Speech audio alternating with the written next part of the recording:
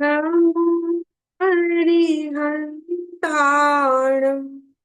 नमो सिद्धाणं नमो वायरियाणं नमो वज्रायाणं नमो लोय सहस्रम अरिहंत सिद्ध सूर्य उपाध्याय साधु सर्व अर्थ के प्रकाशी मांगलिक उपकारी है।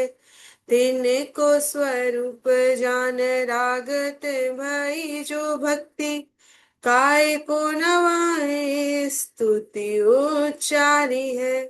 धन्य धन्य तुम ही से काज सब आज भय कर जोर बार बार वंदना हमारी है।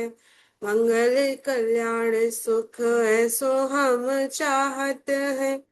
हो मेरी ऐसी दशा जैसी तुम धारी है। हो मेरी ऐसी दशा जैसी तुम धारी है।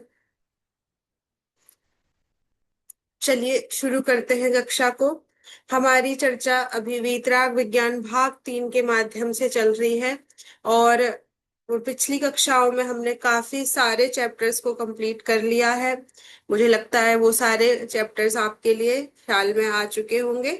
हमने पिछली कक्षा में ज्ञानी श्रावक के 12 व्रत क्या होते हैं और मैं कौन हूँ, ये बात हमने पिछली क्लास में कर ली है। आज हम दो चैप्टर्स पढ़ने जा रहे हैं। पहला है मुक्ति का मार्ग और दूसरा है निश्चय व्यवहार।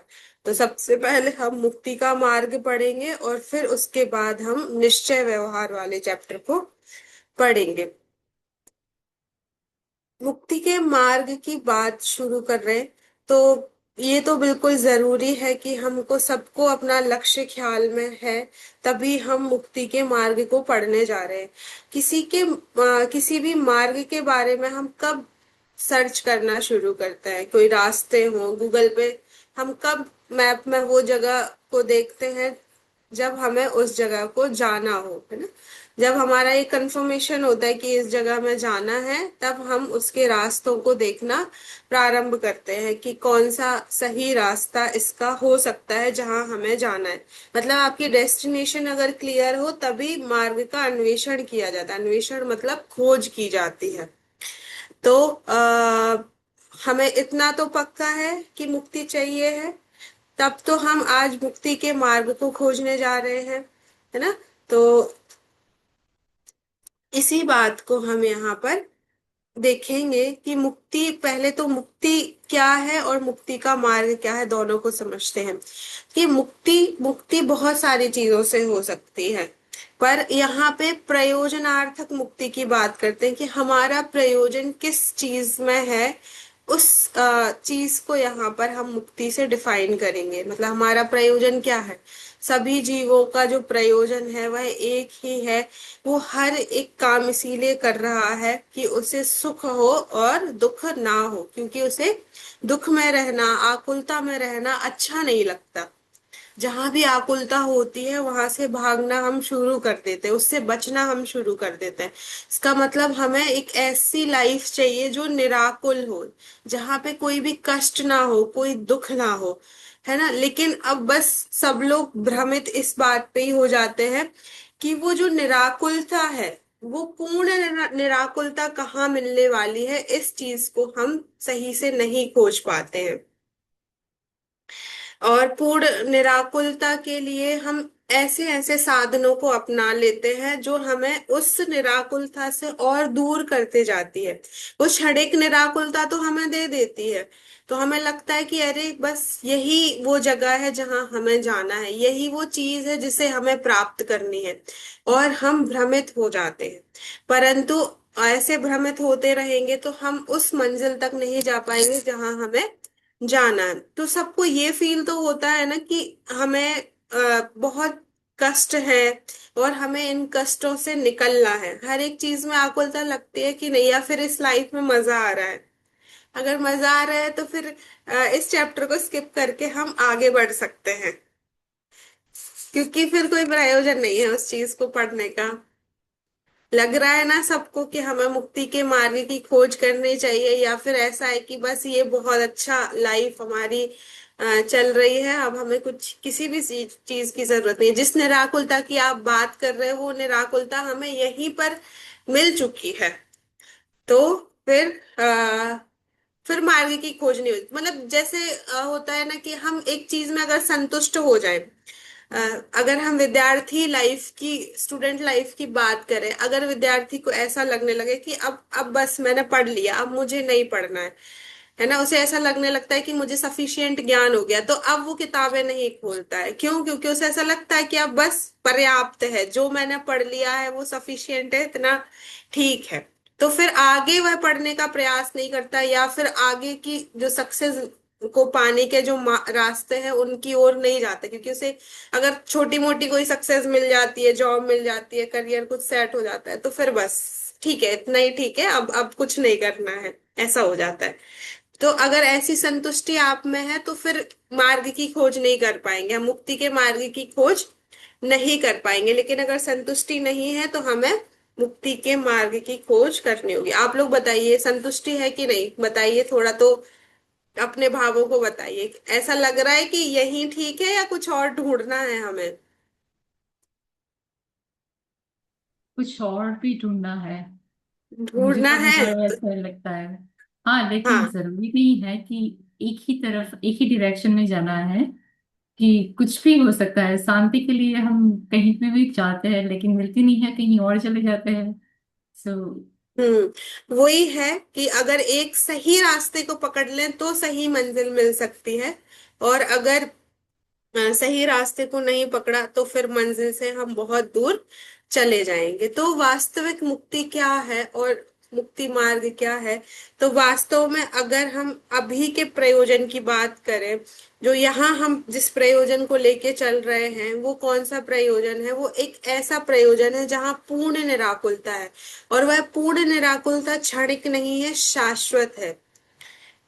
कुछ टाइम की वो निराकुलता नहीं है। वो अगर निराकुलता हमें मिलती है तो वो शाश्वत निराकुलता है, हमेशा रहेगी, आपसे कहीं वो अलग नहीं हो जाएगी। तो ऐसी जो मुक्ति है वो संपूर्ण कर्मों के अभाव से ही प्राप्त होती है।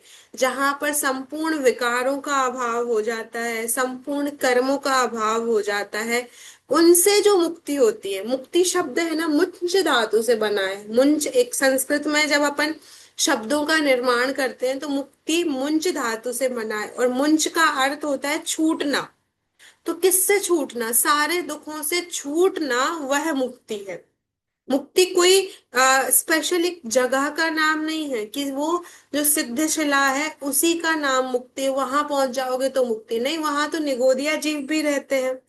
तीन लोक का जब हमने चैप्टर पढ़ा था, तब हमने देखा था कि तीन लोक में सर्वत्र सभी जगह त्रियंच गति में के जो जीव हैं, उसमें भी जो एक इंद्रिय जीव हैं, निगोदिया जीव है, वो पूरे तीन लोक में है।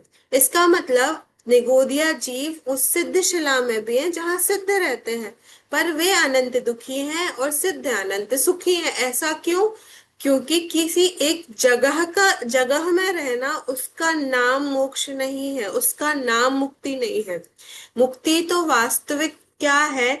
तो सब कर्मों का जहां पर अभाव हो जाता है, उसका नाम मुक्ति है। ठीक है? इस चीज का निर्णय तो हमें है कि नहीं है? है। चलिए अब आगे इस चैप्टर को अपन शुरू करते हैं।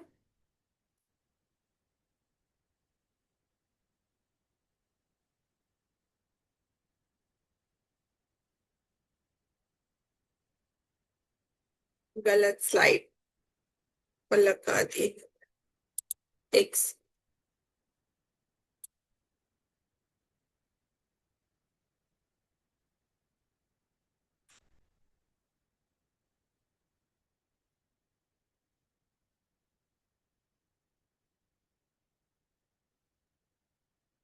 हाँ, तो सबसे पहले जो ये जो चैप्टर है वो चैप्टर हमारा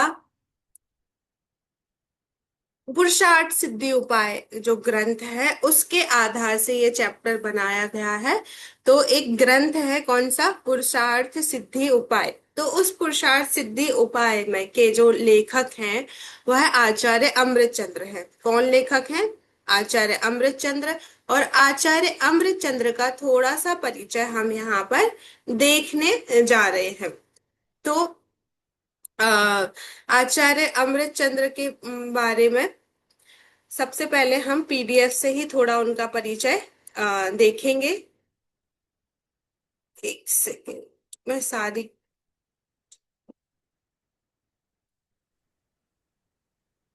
ये कहाँ कहाँ से मिलेगा पीडीएफ? एक सेकेंड मैं शेयर करती।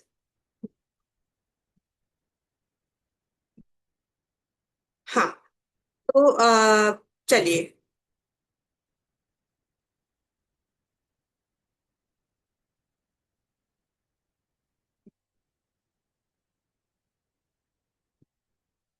हाँ, ये है अमृत चंद्र आचार्य का कुछ परिचय।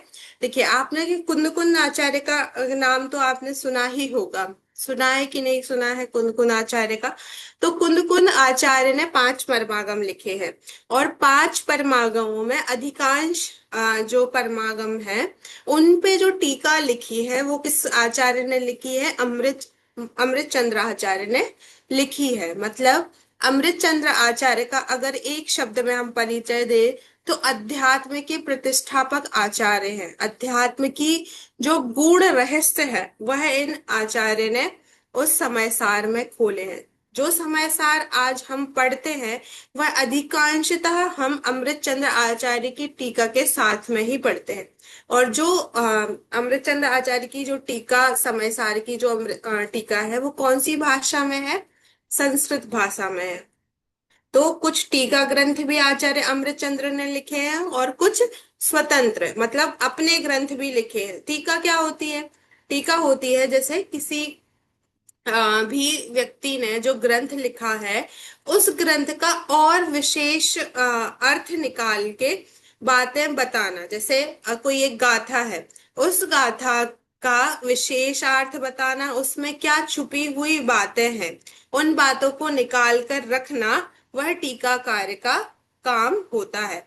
तो ऐसा कार्य किसने किया है, आचार्य अमृत चंद्र देव ने यह कार्य किया। और अमृत चंद्र ने कुछ स्वतंत्र ग्रंथ मतलब अपना जो चिंतन है वह स्वतंत्र चिंतन के रूप में भी कुछ ग्रंथ लिखे हैं। तो ऐसे अमृत चंद्र आचार्य हैं, उनका परिचय हम यहाँ पर देखने जा रहे हैं। ठीक है। आध्यात्मिक संतों में कुंद कुंद आचार्य के बाद अगर किसी का नाम लिया जा सकता है तो वे है आचार्य अमृतचंद्र। दुख की बात है कि 10वीं शती के लगभग होने वाले इन महान आचार्य के बारे में उनके ग्रंथों के अलावा एक तरह से हमें कुछ भी नहीं जानते। मतलब सिर्फ हम इतना जानते हैं कि ये उनके ग्रंथ हैं, पर उस उनके नाम के अलावा उनका जन्म, उनके माता पिता, उनका रहने का स्थान और जो जीवनी परिचय जिन जो लेखकों का होता है वह हमें नहीं प्राप्त है। और यह अधिकांश आचार्यों के साथ ऐसा है। क्यों, क्योंकि जो जैनाचार्य हैं उन्होंने कहीं भी अपनी प्रशंसा वाचक शब्द या अपने परिचय वाचक शब्द कहीं भी नहीं दिए हैं, क्योंकि उन्हें चाह भी नहीं रहती थी। जो व्यक्ति सब कुछ छोड़ के चला गया है, जिसने वस्त्र भी त्याग दिए हैं, वह अब परिचय, अपना परिचय देना भी कहीं भी उचित नहीं समझता है। वो क्यों नहीं समझता, क्योंकि उसे किसी भी ख्याति की जरूरत तो है नहीं। हम कोई किताब लिखे और हम अपना परिचय क्यों देते हैं, क्यों देते हैं, उसमें पीछे अपना पूरा बायोडाटा लिखवाते हैं। क्यों लिखवाते हैं, क्योंकि हमें लोक में प्रसिद्धि चाहिए। पर आचार्यों का प्रयोजन सिर्फ और सिर्फ जिनवाणी के जो गूढ़ तत्व हैं उनका प्रतिपादन करना होता था। भव्यों को मुक्ति का मार्ग बताने के लिए बस वो ग्रंथों की रचना करते थे। इसके अलावा उनका और कोई भी प्रयोजन नहीं होता था। क्योंकि अपन जब देखते हैं तो मुनिराज अभी पूर्ण वीतरागी नहीं हुए हैं, है ना। मुनिराजों के भी अभी कुछ वीतरागता है। अभी अपन इसमें देखेंगे कि मुनिराजों के कैसी कुछ वीतरागता भी रहती है और कुछ राग का अंश भी रहता है। तो जो राग का अंश अभी उनके जीवन में है, उसके कारण वह ग्रंथों की रचना करते, क्योंकि मन में आता है कि किसी का उपकार किया जाए, ऐसा राग बनता है। तो वो उपकार वास्तविक उपकार हो, ऐसी बात करते हैं। और इसीलिए वह ग्रंथों की रचना करते हैं। इसलिए अपनी ख्याति का उन्हें कहीं भी आ, ये प्रयोजन नहीं है। इसके कारण उनका परिचय हमें बिल्कुल भी प्राप्त नहीं होता। बस जितने ग्रंथ हमें मिल रहे हैं, बस वह ये ग्रंथ अमृतचंद्र आचार्य के हैं, ऐसा बस पता है। ठीक है। तो लोक प्रशंसा से दूर रहने वाले आचार्य अमृतचंद्र तो अपूर्व ग्रंथों की रचनाएं करने के उपरांत भी यह लिखते हैं, उन्होंने खुद अपना ये बात वहां पे लिखी है।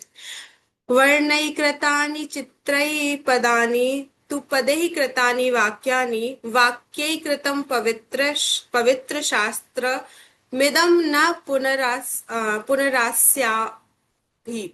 मतलब उन्होंने कहा कि वर्णों से क्या बन गए, पद बन गए, है ना, और पद से वाक्य बन गए। लेकिन इसमें और इन वाक्यों से पवित्र शास्त्र बन गए। पर इनका मैं इसमें मेरा कुछ है, मैंने कुछ किया है, ऐसा नहीं है।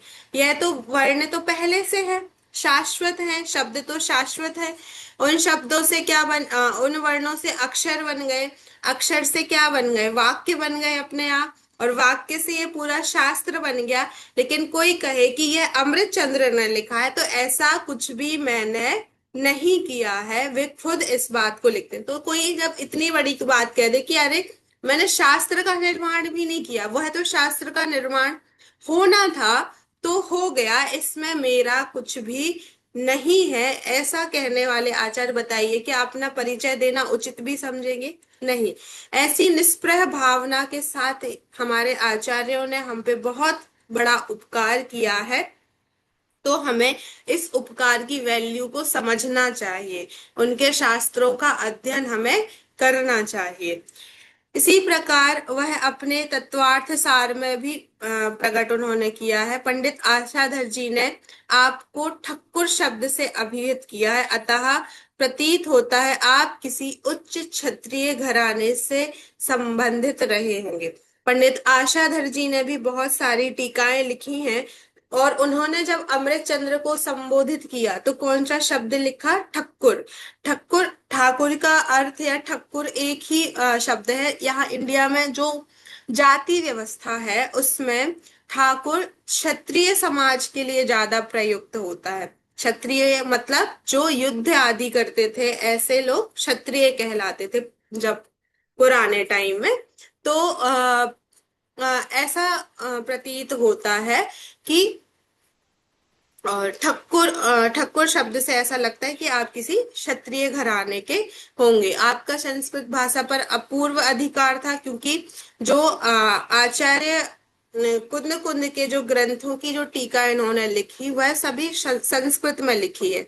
और आचार्य अमृतचंद्र ने कौन सी भाषा में ग्रंथ लिखे? तो प्राकृत। हमने पढ़ा था जब नमोकार मंत्र पढ़ा था, तो हमने देखा था कि नमोकार मंत्र प्राकृत भाषा में है। तो वही भाषा में कुंद कुंद आचार्य ने अपने ग्रंथ लिखे। और जब उसकी टीका आचार्य अमृतचंद्र देव करते हैं, तो वो कौन से भाषा में करते हैं?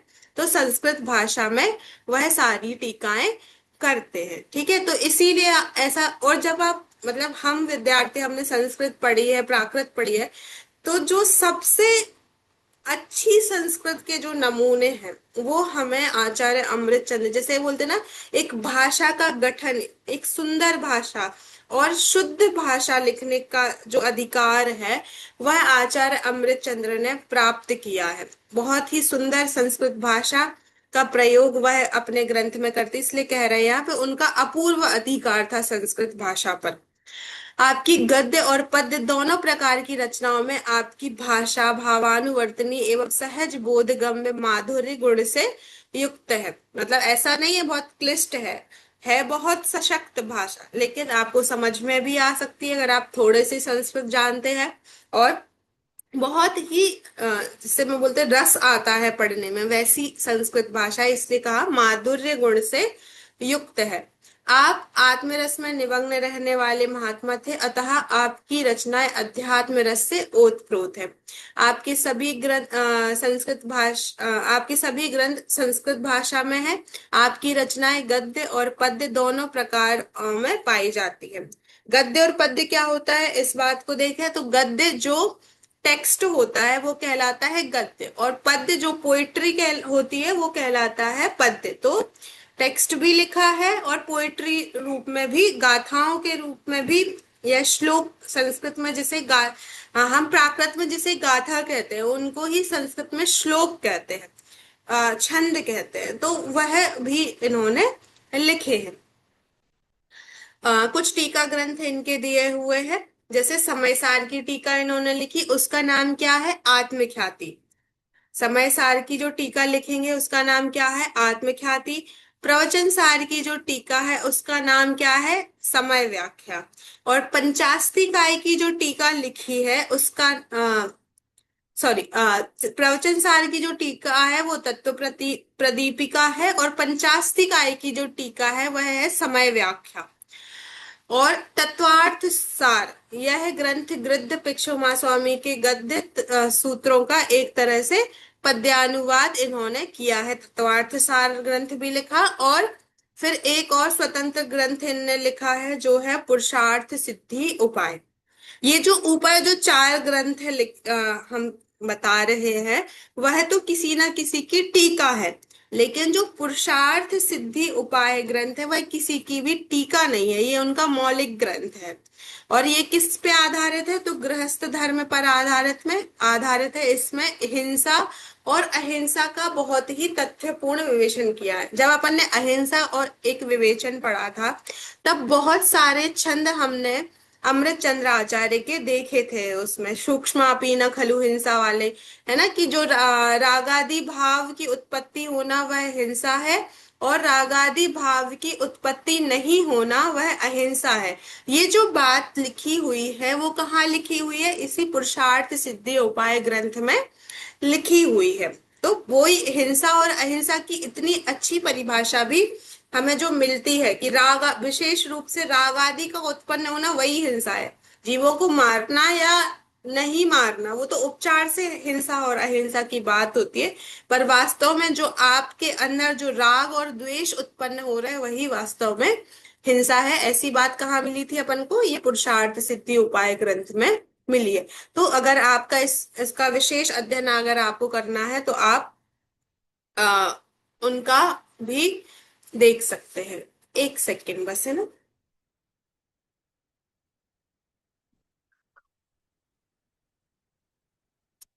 क्लास चल रही है, मैं करती, क्लास चल रही है।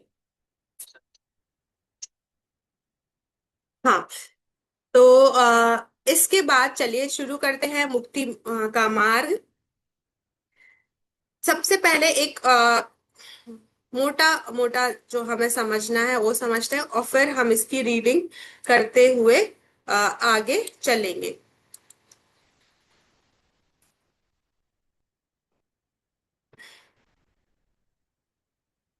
देखिए, वास्तव में जो मुक्ति मार्ग क्या है उसकी बात अपन यहाँ पर करते हैं। अपन ने ये बात अपन पहले ही कर चुके हैं कि सभी जो संसार में जो भी है वो क्या है, वह दुखी है, और वह दुख से दूर होना चाहता है और सुख को प्राप्त करना चाहता है। और उस दुख के पीछे कारण क्या है, मतलब दुख का जो लक्षण है वो क्या है, आकुलता है।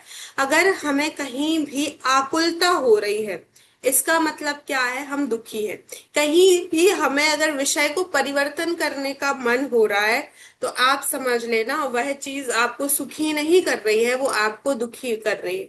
मतलब हम क्लास पढ़ रहे हैं, क्लास पढ़ने में अगर सुख हो तो यह क्लास निरंतर चलनी चाहिए, लेकिन फिर भी हमें 1 घंटे के बाद पॉज लेना पड़ता है। क्यों? क्योंकि हमारा मन नहीं लगता, हमें आकुलता, हमें बेचैनी होने लगती कि अब थोड़ी देर रुके फिर से शुरू करेंगे। इसका मतलब क्या है, इस चीज को करने में भी हमें सुख नहीं मिल रहा है, वो निराकुलता हमें नहीं मिल रही है जो हमें चाहिए। हमें खाना खाना अच्छा लगता है, सोना अच्छा लगता है, घूमना फिरना अच्छा लगता है, बाहर जाना, कहीं और जगह जाना हमें अगर अच्छा लगता है, तो वो चीज हमेशा होती रहे तो हमें अच्छा ही लगता रहे, लेकिन एक टाइम पीरियड के बाद, चाहे वो 1 घंटे कहें, 1 दिन कहें, उसके बाद हमें तुरंत ही उसको चेंज करने का मन होता है। खाने में भी इतनी वैरायटी हमारी उसमें थाली में होती है, पर कुछ टाइम हमें दाल अच्छी लगती है, फिर एक बाइट अब सब्जी का अच्छा लग रहा है, फिर थोड़ी सी चटनी या अचार, या फिर नमक पापड़ ऐसे, सैलेड, इन सब चीजों को लेने का मन करता है। खाना खा लिया तो उसके बाद मीठे का भी मन कर रहा है, और अब मीठा भी अगर अच्छा लग रहा है तो निरंतर मीठा ही खाते रहे, नहीं फिर बस 1 या 2 पीस, फिर इसके बाद बस अब नहीं। फिर उसके बाद खाना खाने के बाद सोना सबको पसंद होता है, तो सोना अच्छा लग रहा है, तो सोना अच्छा लग रहा है तो हमेशा सोते ही रहेंगे क्या? नहीं। 1 घंटे के बाद ऐसा लगता है अब बस उठ जाना चाहिए, थोड़े घूम आना चाहिए बाहर, थोड़ी फ्रेश हवा ले लेनी चाहिए।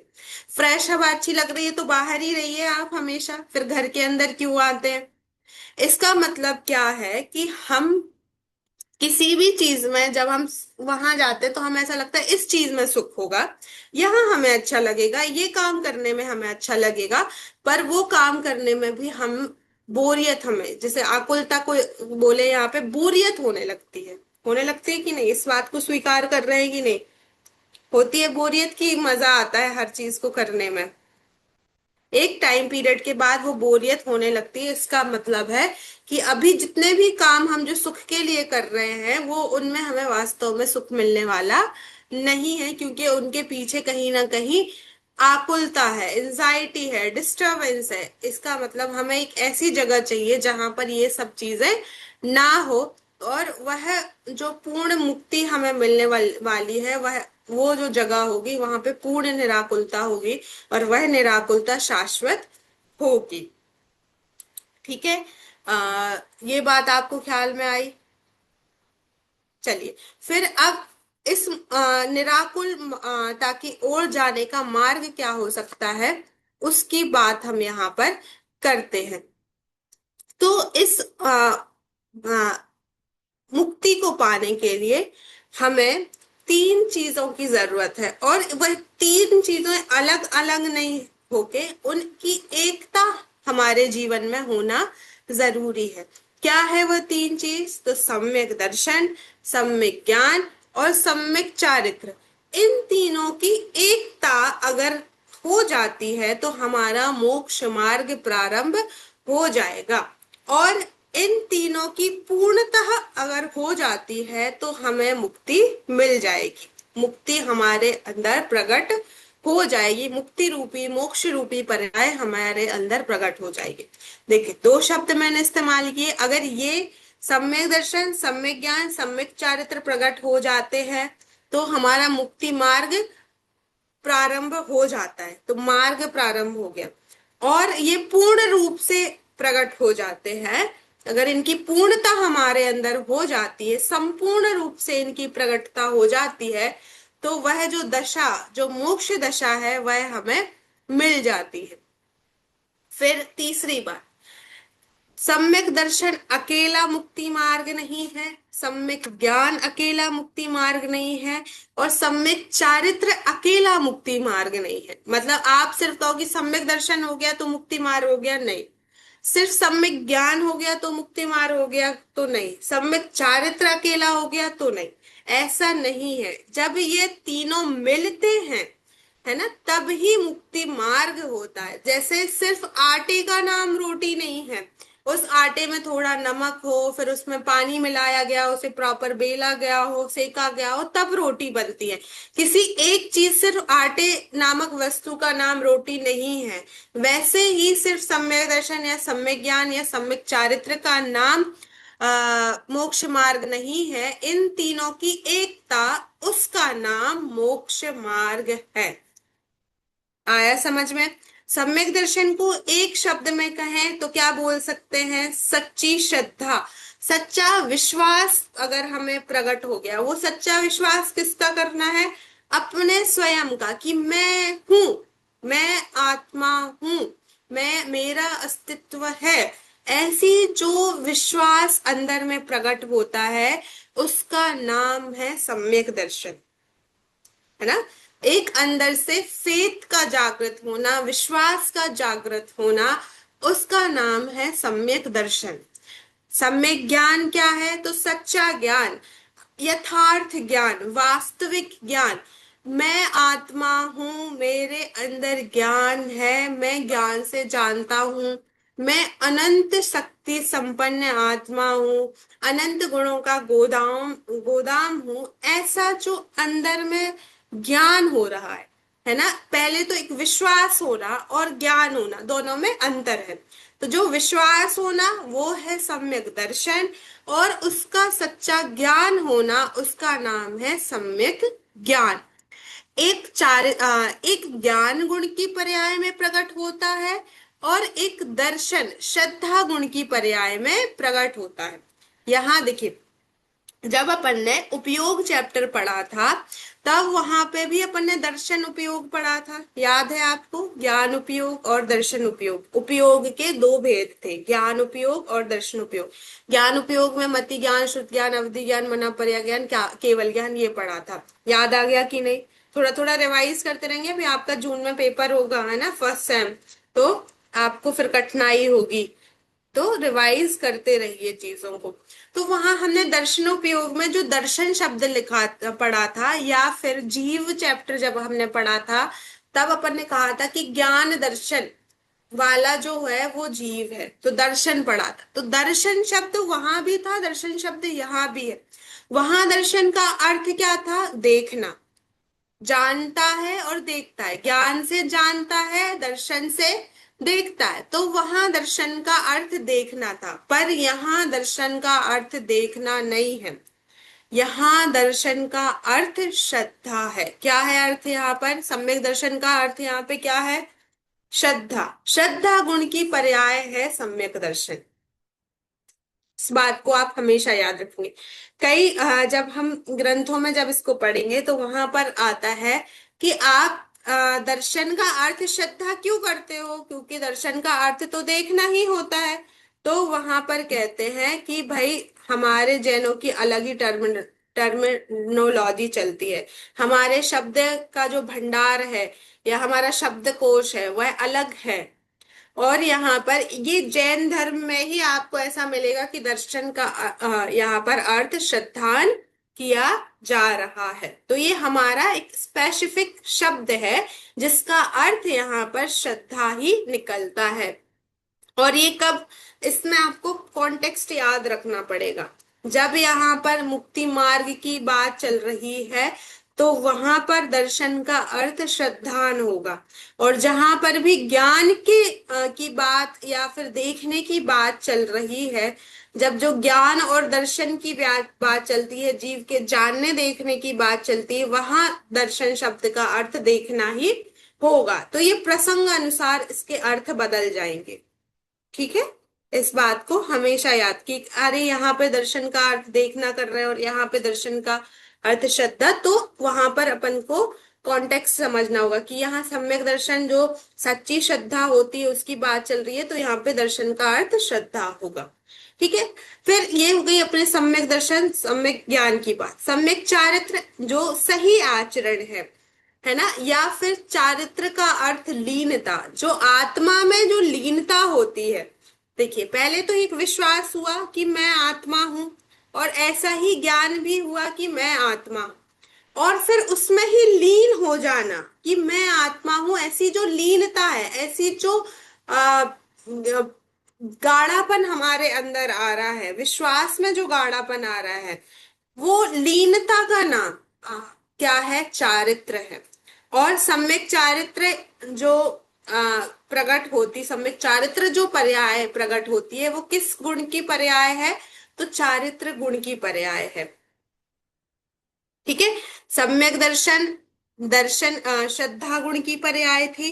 सम्यक ज्ञान ज्ञान गुण की पर्याय है। तो सम्यक चारित्र चारित्र गुण की पर्याय। हम जब द्रव्य गुण गुण पर्याय हमने जो चैप्टर पढ़ा था, आपको याद होगा, द्रव्य है उसमें अनंत अनंत गुण है, और उन गुणों का जो परिणमन होता है वो पर्याय कहलाती है। ये हम पिछली कक्षाओं में पढ़ चुके हैं। तो ये शब्द अगर आपको ध्यान में रहेंगे तो आपको सब चीजें समझ में आएंगी आसानी से। कुछ टफ तो नहीं हो रहा है अभी तक? दीपा जी, टफ तो नहीं हो रहा है? आज आपकी वीडियो ही ऑन नहीं है।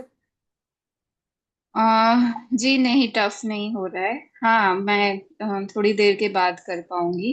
कुछ हाँ, काम चल रहा है यहाँ पे। चलिए ठीक है।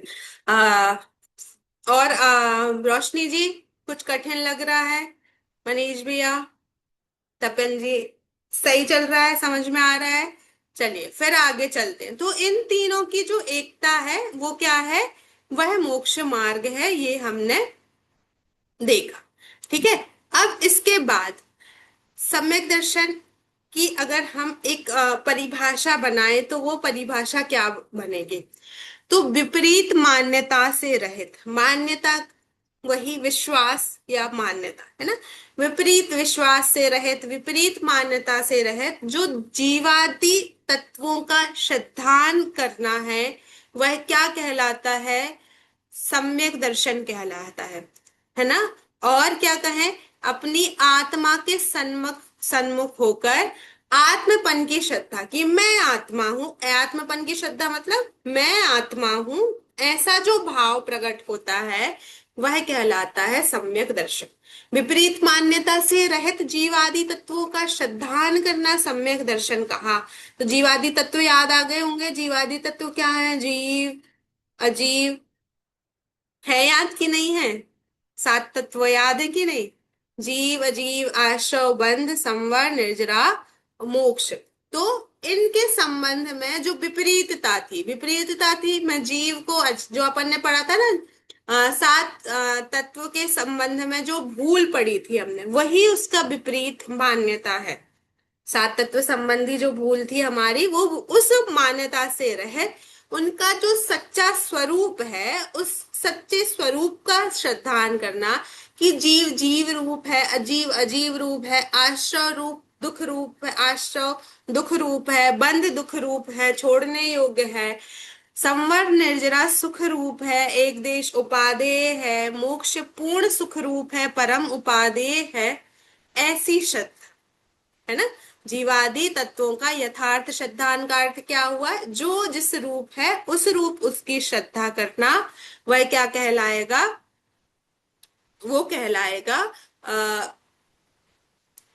सम्यक दर्शन। ठीक है।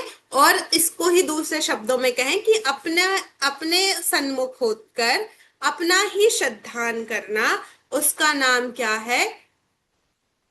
सम्यक दर्शन। ठीक है। देखिए, ये मोक्ष मार्ग की पहली सीढ़ी है। सम्यक दर्शन क्या है? मोक्ष मार्ग की पहली सीढ़ी है। इसके बिना हमारा मोक्ष मार्ग शुरू नहीं होता। अर्थात सबसे पहले जो पर्याय प्रकट होगी, तो वो ऐसा नहीं कि रैंडम पहले सम्यक दर्शन, पहले सम्यक चारित्र प्रकट हो जाए, कभी सम्यक ज्ञान प्रकट हो जाए, या कभी सम्यक दर्शन हो जाए, ऐसा नहीं होता। इनके नियम है। सबसे पहले जो प्रकट होता है वह सम्यक दर्शन ही प्रकट होता है। और सम्यक दर्शन के प्रकट होने पर ही मोक्ष मार्ग शुरू हो जाता है। तो सबसे पहले क्या होगा? पहले किसी पे विश्वास तो होना चाहिए, तब तो आगे की बात होगी कि नहीं होगी। इसीलिए पहले मैं हूं, मेरा अस्तित्व है, मैं जीव हूं, मैं आत्मा हूं, ऐसा जो विश्वास होता है, वहीं से मोक्ष मार्ग की शुरुआत होती है।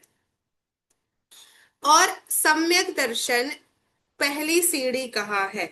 तो पहली सीढ़ी का ये दायित्व है कि वह आगे की चीजों को भी सम्यक करता है। कैसे?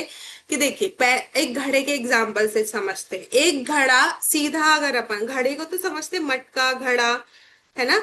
तो वो अगर हम सीधा रखते हैं, तो उसके ऊपर अगर हम अब दूसरा घड़ा रखेंगे तो वो कैसा रखेंगे? सीधा ही रखेंगे। उल्टा रखेंगे तो गिर जाएगा वो, है ना। उसको बैलेंस नहीं कर पाएंगे हम सही से। तो अब जो आगे घड़ा, एक के ऊपर एक जो मटकी है, मटका है, उसको रखा जा रहा है, तो क्या है? वह सीधे ही रखे जाएंगे।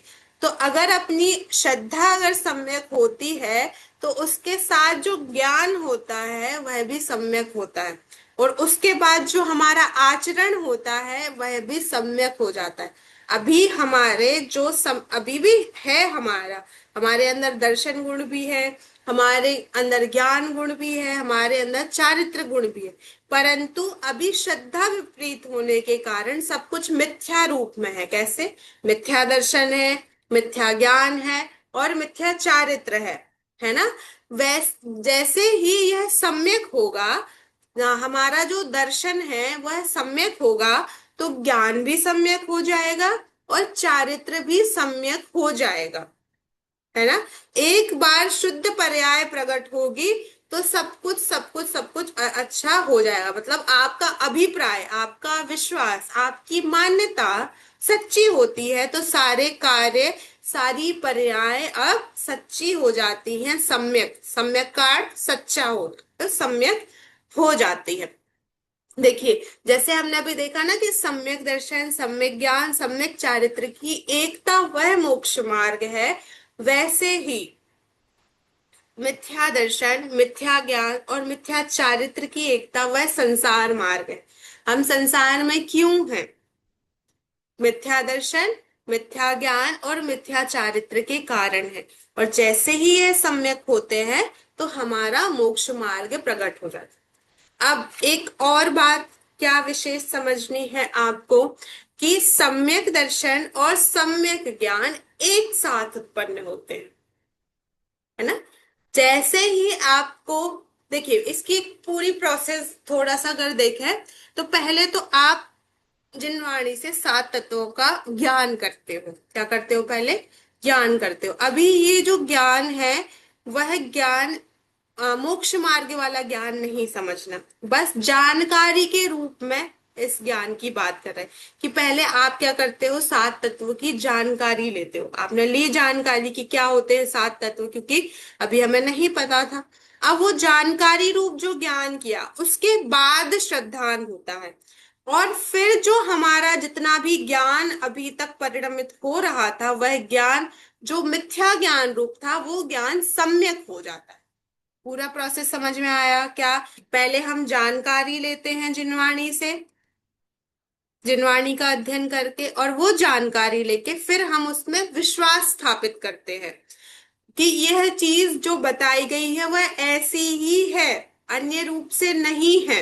ऐसा अंदर में दृढ़ विश्वास हो जाता है तो हमारा जितना भी अब ज्ञान हो रहा था वह भी सम्यक हो जाता है। इसके लिए छह ढाला में एक उदाहरण दिया है कि सम्यक दर्शन और सम्यक ज्ञान एक साथ होते हैं। वो कैसे?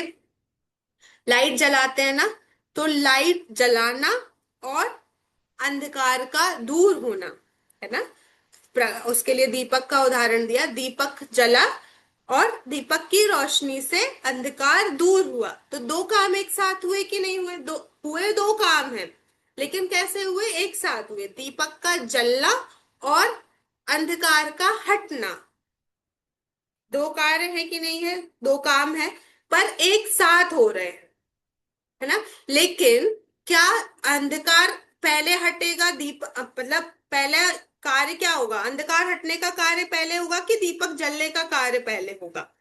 दीपक जलेगा तभी तो अंधकार हटेगा। लेकिन ये जब तब हम लगा रहे हैं, लेकिन इसमें टाइम का गैप नहीं होगा। आप ये सोचो, एक सेकेंड पहले हम दीपक जलाए और एक कुछ प्रोसेसिंग होगी और उसके बाद प्रकाश होगा, कुछ काम होगा, एक दो सेकंड के बाद प्रकाश होगा और अंधकार दूर होगा, ऐसा नहीं है। मतलब उसमें टाइम गैप नहीं है, समय का भेद नहीं है। वो समय अभेद रूप से, वो चीज अभेद रूप से एक साथ हो रही है। वैसे ही यहाँ पर जैसे ही आपके विश्वास की लाइट चलेगी, वैसे ही आपका अज्ञान है वह दूर, अज्ञान रूपी जो अंधकार है वह दूर हो जाएगा। मतलब सम्यक दर्शन और सम्यक ज्ञान की पर्याय एक साथ होती है, पर कारण और कार्य रूप में उनमें अंतर है। एक कारण है तो दूसरा कार्य है। जैसे दीपक का जलना यह कारण है और अंधकार का दूर होना यह कार्य है, वैसे ही सम्यक दर्शन यह कारण है और सम्यक दर्शन उसका कार्य है। आया समझ में? ख्याल में आया? एक साथ होते हैं। रोशनी जी ऐसे बैठ जाओगे तो मुझे ऐसा लगेगा कि बहुत टफ हो रहा है। नहीं हो रहा है ना? हाँ, चलिए देखिए, सम्यक मेरी ज्ञान। बैक में पेन है इसलिए मैं ऐसे बैठ गई थी। हाँ, मुझे ऐसा लगा कि बहुत हार्ड तो नहीं हो रहा है ना, क्योंकि थोड़ा सा लगता है ना, सम्यक दर्शन सम्यक ज्ञान से बड़े बड़े शब्द आ जाते तो हमें लगता है अरे क्या पढ़ रहे हैं हम, ऐसा तो नहीं बहुत बड़ी बड़ी बातें हो रही है, हमें कुछ समझ में ही नहीं आ रहा है। बहुत छोटी सी बात है, बिल्कुल सरल सी बात है। हम बहुत आसानी से इस चीज को यहाँ समझ सकते हैं। आपको स्क्रीन तो दिख रही है ना? हाँ, दिख रही है।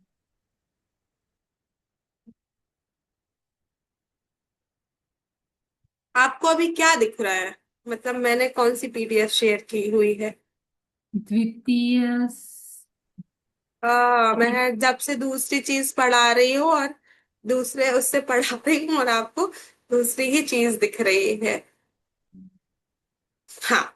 आ, तो अभी हमने इसके पहले सम्यक दर्शन को पढ़ा, ये सम्यक दर्शन की बात हमने देखी थी, ये परिभाषा देखी थी।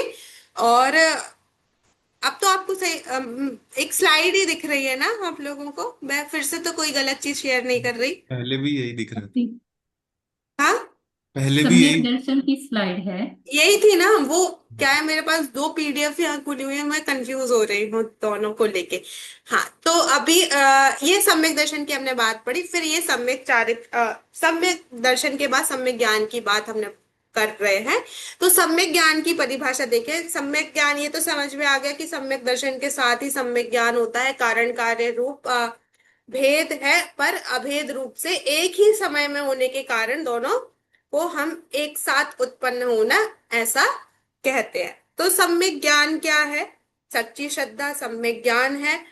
लेकिन उसको अगर परिभाषा के रूप में बनाए तो अनेकांतात्मक प्रयोजनभूत तत्व की यथार्थ जानकर, कोई भी वस्तु है, हम पहले भी अनेकांत शब्द को देख चुके हैं। अनेक अंत हो जिसमें वो कहलाता है अनेकांत। अनेक अंत मतलब, अंत मतलब होता है धर्म। यहाँ अंत मतलब क्या है? धर्म, जिसमें एक धर्म नहीं है, बहुत सारे धर्म हैं। एक वस्तु में सिर्फ एक धर्म नहीं होता। जैसे मैं जीव हूं, मैं जीव हूं, मैं अजीब नहीं हूं, ये भी एक धर्म है। मैं नित्य हूं, है ना? मैं अनित्य नहीं हूं, ये एक धर्म है। तो ऐसे बहुत सारे धर्म एक वस्तु वस्तु में पाए जाते हैं। तो ऐसी अनेकांतात्मक जो प्रयोजन भूत तत्व है, उनकी यथार्थ सच्ची जानकारी करना, और वो भी किससे, किससे रहित होकर? संशय, विपर्यय और अनध्य व्यवसाय से रहित होकर उनकी जानकारी करना, उनका ज्ञान करना। तीनों दोषों से रहित होकर जानकारी करना, ज्ञान करना, वो सम्यक ज्ञान। कौन सी तीन चीजें नहीं होनी चाहिए सम्यक ज्ञान में? संशय नहीं होना चाहिए, विपर्यय नहीं होना चाहिए, और अनध्यवसाय नहीं होना चाहिए। अभी इनको समझेंगे, संशय क्या है, विपर्यय क्या है, और अनध्यवसाय क्या है। मतलब इतना क्या, पहले तो प्रयोजन भूत तत्वों की यथार्थ जानकारी। और वह जानकारी कैसी होगी? संशय से और संशय, विपर्यय और अनद्य व्यवसाय, ये तीन दोष है ज्ञान के, ये तीन दोष कहे जाते हैं। इन तीनों दोषों से रहित जो ज्ञान होता है वो कहलाता है सम्यक ज्ञान। संशय क्या है? तो संशय डाउट बोल सकते हैं, है ना? कैसा कि हमें किसी ना किसी चीज में शंका जैसा रहे, ये है या ये है। तो मैं आत्मा हूं या शरीर भी हूं, थोड़ा शरीर हूं या थोड़ा आत्मा हूं, है ना? ऐसा जो संशय होता है, वो क्या है? वह सम्यक ज्ञान का एक दोष कहलाता है। परस्पर विरुद्ध अनेक कोटियों को जो स्पर्श करे, वह कहलाता है संशय। जैसे एग्जाम्पल दिया, यह सीप है कि चांदी? वो जो समुद्र में एक क्या बोल सकते, शेल्स मिलती हैं, सीपी जिसे बोलते हैं, वो उस वो इतनी अगर चमकदार है, हम बीच पे गए हैं, वो चमकती हुई हमें दिख रही है, तो हमें ऐसा संशय होता है कि यार ये सीपी है या ये चांदी है। या फिर दूसरा एग्जाम्पल देते हैं, एक सूखा हुआ पेड़ खड़ा हुआ है, आप रात को रास्ते से जा रहे हो और उसके पे पत्तियां बिल्कुल भी नहीं है, तो उसकी कुछ टहनियां, ऐसा लग रहा है कि ये उसके हाथ हैं, उसका जो तना ऐसा लग रहा है, ऐसा लग रहा है वो उसके पैर है ना। तो ऐसा कुछ शेप उसका बन रहा है कि ऐसा लग रहा है कोई इंसान खड़ा हुआ है, और आप रात का अंधेरा है तो आप डर जाते हैं उस पेड़ को देखकर भी। तो आपको पेड़ पे ये संशय हुआ कि यह क्या है, ये पेड़ है कि इंसान खड़ा है। जो इस तरह का जो विपरीत दो कोटियों को स्पर्श जो आपका ज्ञान कर रहा है, विपरीत दो कोटि हो गई ना। कौन कौन सी कोटि हो गई कि एक कोटि हो गई कि ये पेड़ है, और एक कोटि हो गई कि यह क्या है, पुरुष है, ये ठूंठ है, ये पुरुष है। ऐसा जो दो कोटियों को स्पर्श जो कर रहा है वो कहलाएगा संशय। विरुद्ध, दो अलग अलग विरुद्ध बात हो गई ना। ये पेड़ और आदमी, दो एकदम विरुद्ध बातों में आपको ऐसा लग रहा है कि ये है या ये है, तो ये कहलाता है संशय। तो परस्पर विरुद्ध अनेक कोटियों को स्पर्श करने वाला जो ज्ञान है वह क्या कहलाता है, वह कहलाता है संशय। इसके बाद ये सीप और चांदी और आत्मा पे घटाए तो मैं शरीर हूं, मैं आत्मा हूं, ऐसा जो हमें डाउट हो रहा है वो क्या कहलाएगा, वो संशय। तो इस संशय से रहित होता है सम्यक ज्ञान। इसके बाद विपर्यय। विपर्यय, आपको संशय में ही आपने एक कोटि को ही पक्का निश्चय कर लिया। जैसे उसी एग्जाम्पल को अगर आप आगे बढ़ाए, ये सीप है या चांदी है। अब आपको, आप उसके पास तो नहीं गए, आपने दूसरे दूर से ही एक निर्णय कर लिया कि नहीं, यह क्या है, चांदी ही है, वो जो हमें दिख रही है वो चांदी ही है। तो दो कोटियों में से एक कोटि सही थी और एक कोटि गलत थी, और उसमें से आपने दूसरा जो पक्ष था उसका ही निर्णय कर लिया कि यह, वो थी तो वास्तव में सीप, लेकिन आपने उसको चांदी ही मान लिया। तो ये चीज हो गई विपर्य। वह ठूंठ मतलब सूखा पेड़ था या पुरुष था, ये संशय था कि ये पुरुष है कि पेड़ है, लेकिन अब आपने उसको पुरुष ही मान लिया, ये हो गया विपर्य। आया समझ में। पहले तो ये था कि ये है कि ये है, ये चीज थी संशय। फिर उसमें ही आपने ये चीज नहीं, ये चीज वो नहीं है, ये तो यही है, ऐसा मान लेना, ये क्या है, विपर्य है। विपरीत कोटि का पक्का निश्चय कर लेना वो कहलाता है विपर्य। अब जो विपर्य है वो कैसा है कि अज्ञानी व्यक्ति क्या मान लेता है, मैं पहले तो वो कि मैं शरीर हूं कि मैं आत्मा हूं, लेकिन वह यही पक कि नहीं, मैं तो शरीर ही हूं, ये जन्मता है तो मैं जन्मता हूं, ये मरता है तो मैं मरता हूं। ऐसा जो पक्का निर्णय कर लेता है वो कहलाता है विपर्य। मतलब कौन सा गलत निर्णय कर लेता है वो कहलाता है विपर्य। तो संशय और विपर्य से रहित होता है सम्यक ज्ञान, इन दोषों से रहित होता है वह होता है सम्यक ज्ञान। आया समझ में।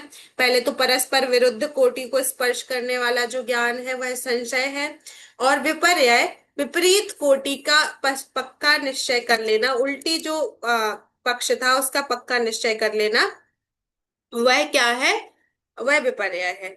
जैसे शुभ राग को ही धर्म मान लेना, तो विपरीत चीज में धर्म, तो शुभ राग तो धर्म नहीं था, और शुभ राग को ही धर्म मान लिया, है ना। शुभ राग तो क्या था, बंध का कारण था, धर्म तो बंध का कारण नहीं होता है, और शुभ राग को ही धर्म मान लिया, तो वो कहलाएगा विपर्य। अनध्य व्यवसाय, अनध्य व्यवसाय में होगा यार कुछ, मेरे को जानने की इच्छा नहीं है, यह कुछ है ऐसा केवल अनिश्चय पूर्ण जो ज्ञान होता है। अरुचि, यहाँ अरुचि पूर्ण जानकारी लिखा है, जो अनिश्चय पूर्वक जो कि कुछ है इस तरीके। अब इनको कांटा चुभा, कांटा चुभा तो हमने कहा कि होगा कुछ, ध्यान उसका ज्ञान नहीं किया।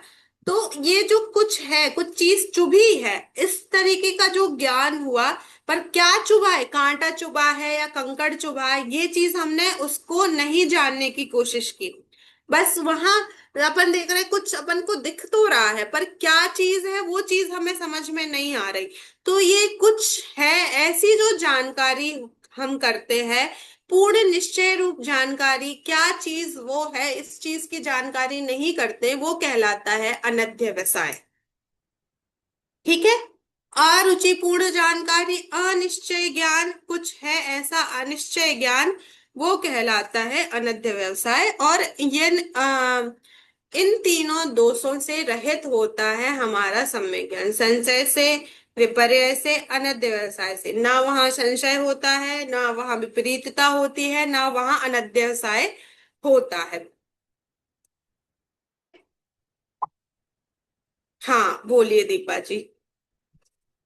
आ, ये जो हमने एग्जाम्पल लिया, मैं शरीर हूँ या आत्मा, तो इसी को अनद्य व्यवसाय में कैसे घटित करते हैं?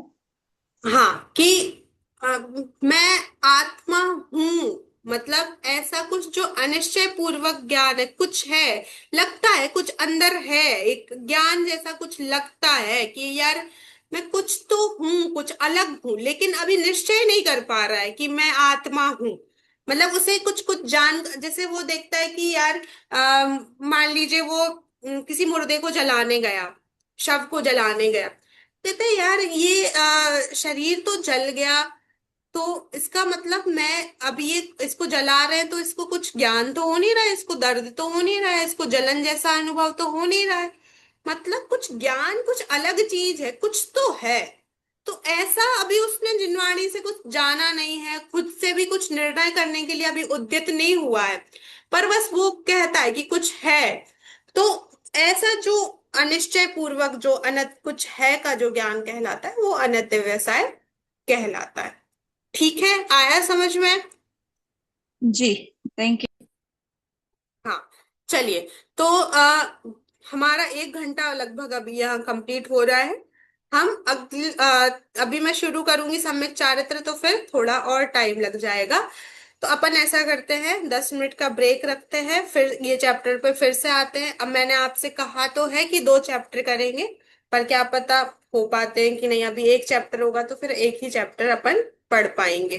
ठीक है, तो चलिए अभी अपन 10 मिनट का यहाँ पे ब्रेक लेते हैं, फिर इसके बाद अपन मिलते हैं। ठीक है।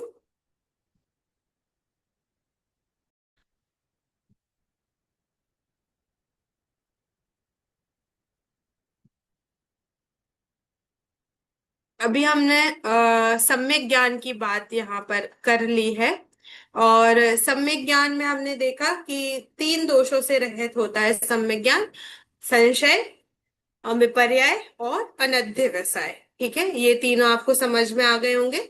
संशय क्या होता है? विरुद्ध अनेक कोटि स्पर्शी ज्ञानम, विरुद्ध अनेक कोटियों का जो स्पर्श करता है वो क्या होता है? संशय होता है। विपर्य है, जो विपरीत एक कोटि में जो पक्का निश्चय कर लेता है वह होता है विपर्य, जिसे विपरीतता भी कह सकते हैं। और अनध्य व्यवसाय, कुछ है ऐसा जो ज्ञान हमें हो रहा है, वह कहलाता है अनर्थ व्यवसाय। ठीक है। चलिए अब इसके बाद आते हैं सम्यक चारित्र की ओर। सम्यक चारित्र क्या है? तो जो हमारे आत्मा में जो लीनता हो रही है, चारित्र गुण का कार्य ही क्या है? लीनता करना। तो हमारे अंदर यह जो लीनता है, आ, या लीनता आगे होगी, वह क्या कहलाएगी? सम्यक चारित्र कहलाएगी। तो चारित्र गुण का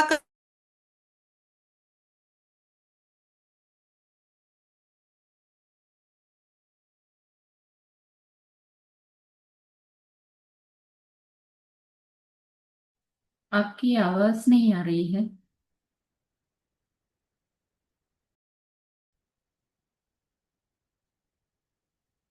आ, हाँ अभी आएगी आवाज, अभी ठीक है, वो थोड़ा कनेक्शन कम हो पहले गया था। हाँ वही लगा कि वीडियो फ्रीज हो हाँ, गया था। तो चारित्र क्या है? तो समस्त सावध्य योग, सावध्य योग क्या कहलाता है? पाप क्रियाओं से रहित होना, समस्त पाप क्रियाओं से रहित। चारित्र में क्या होता है?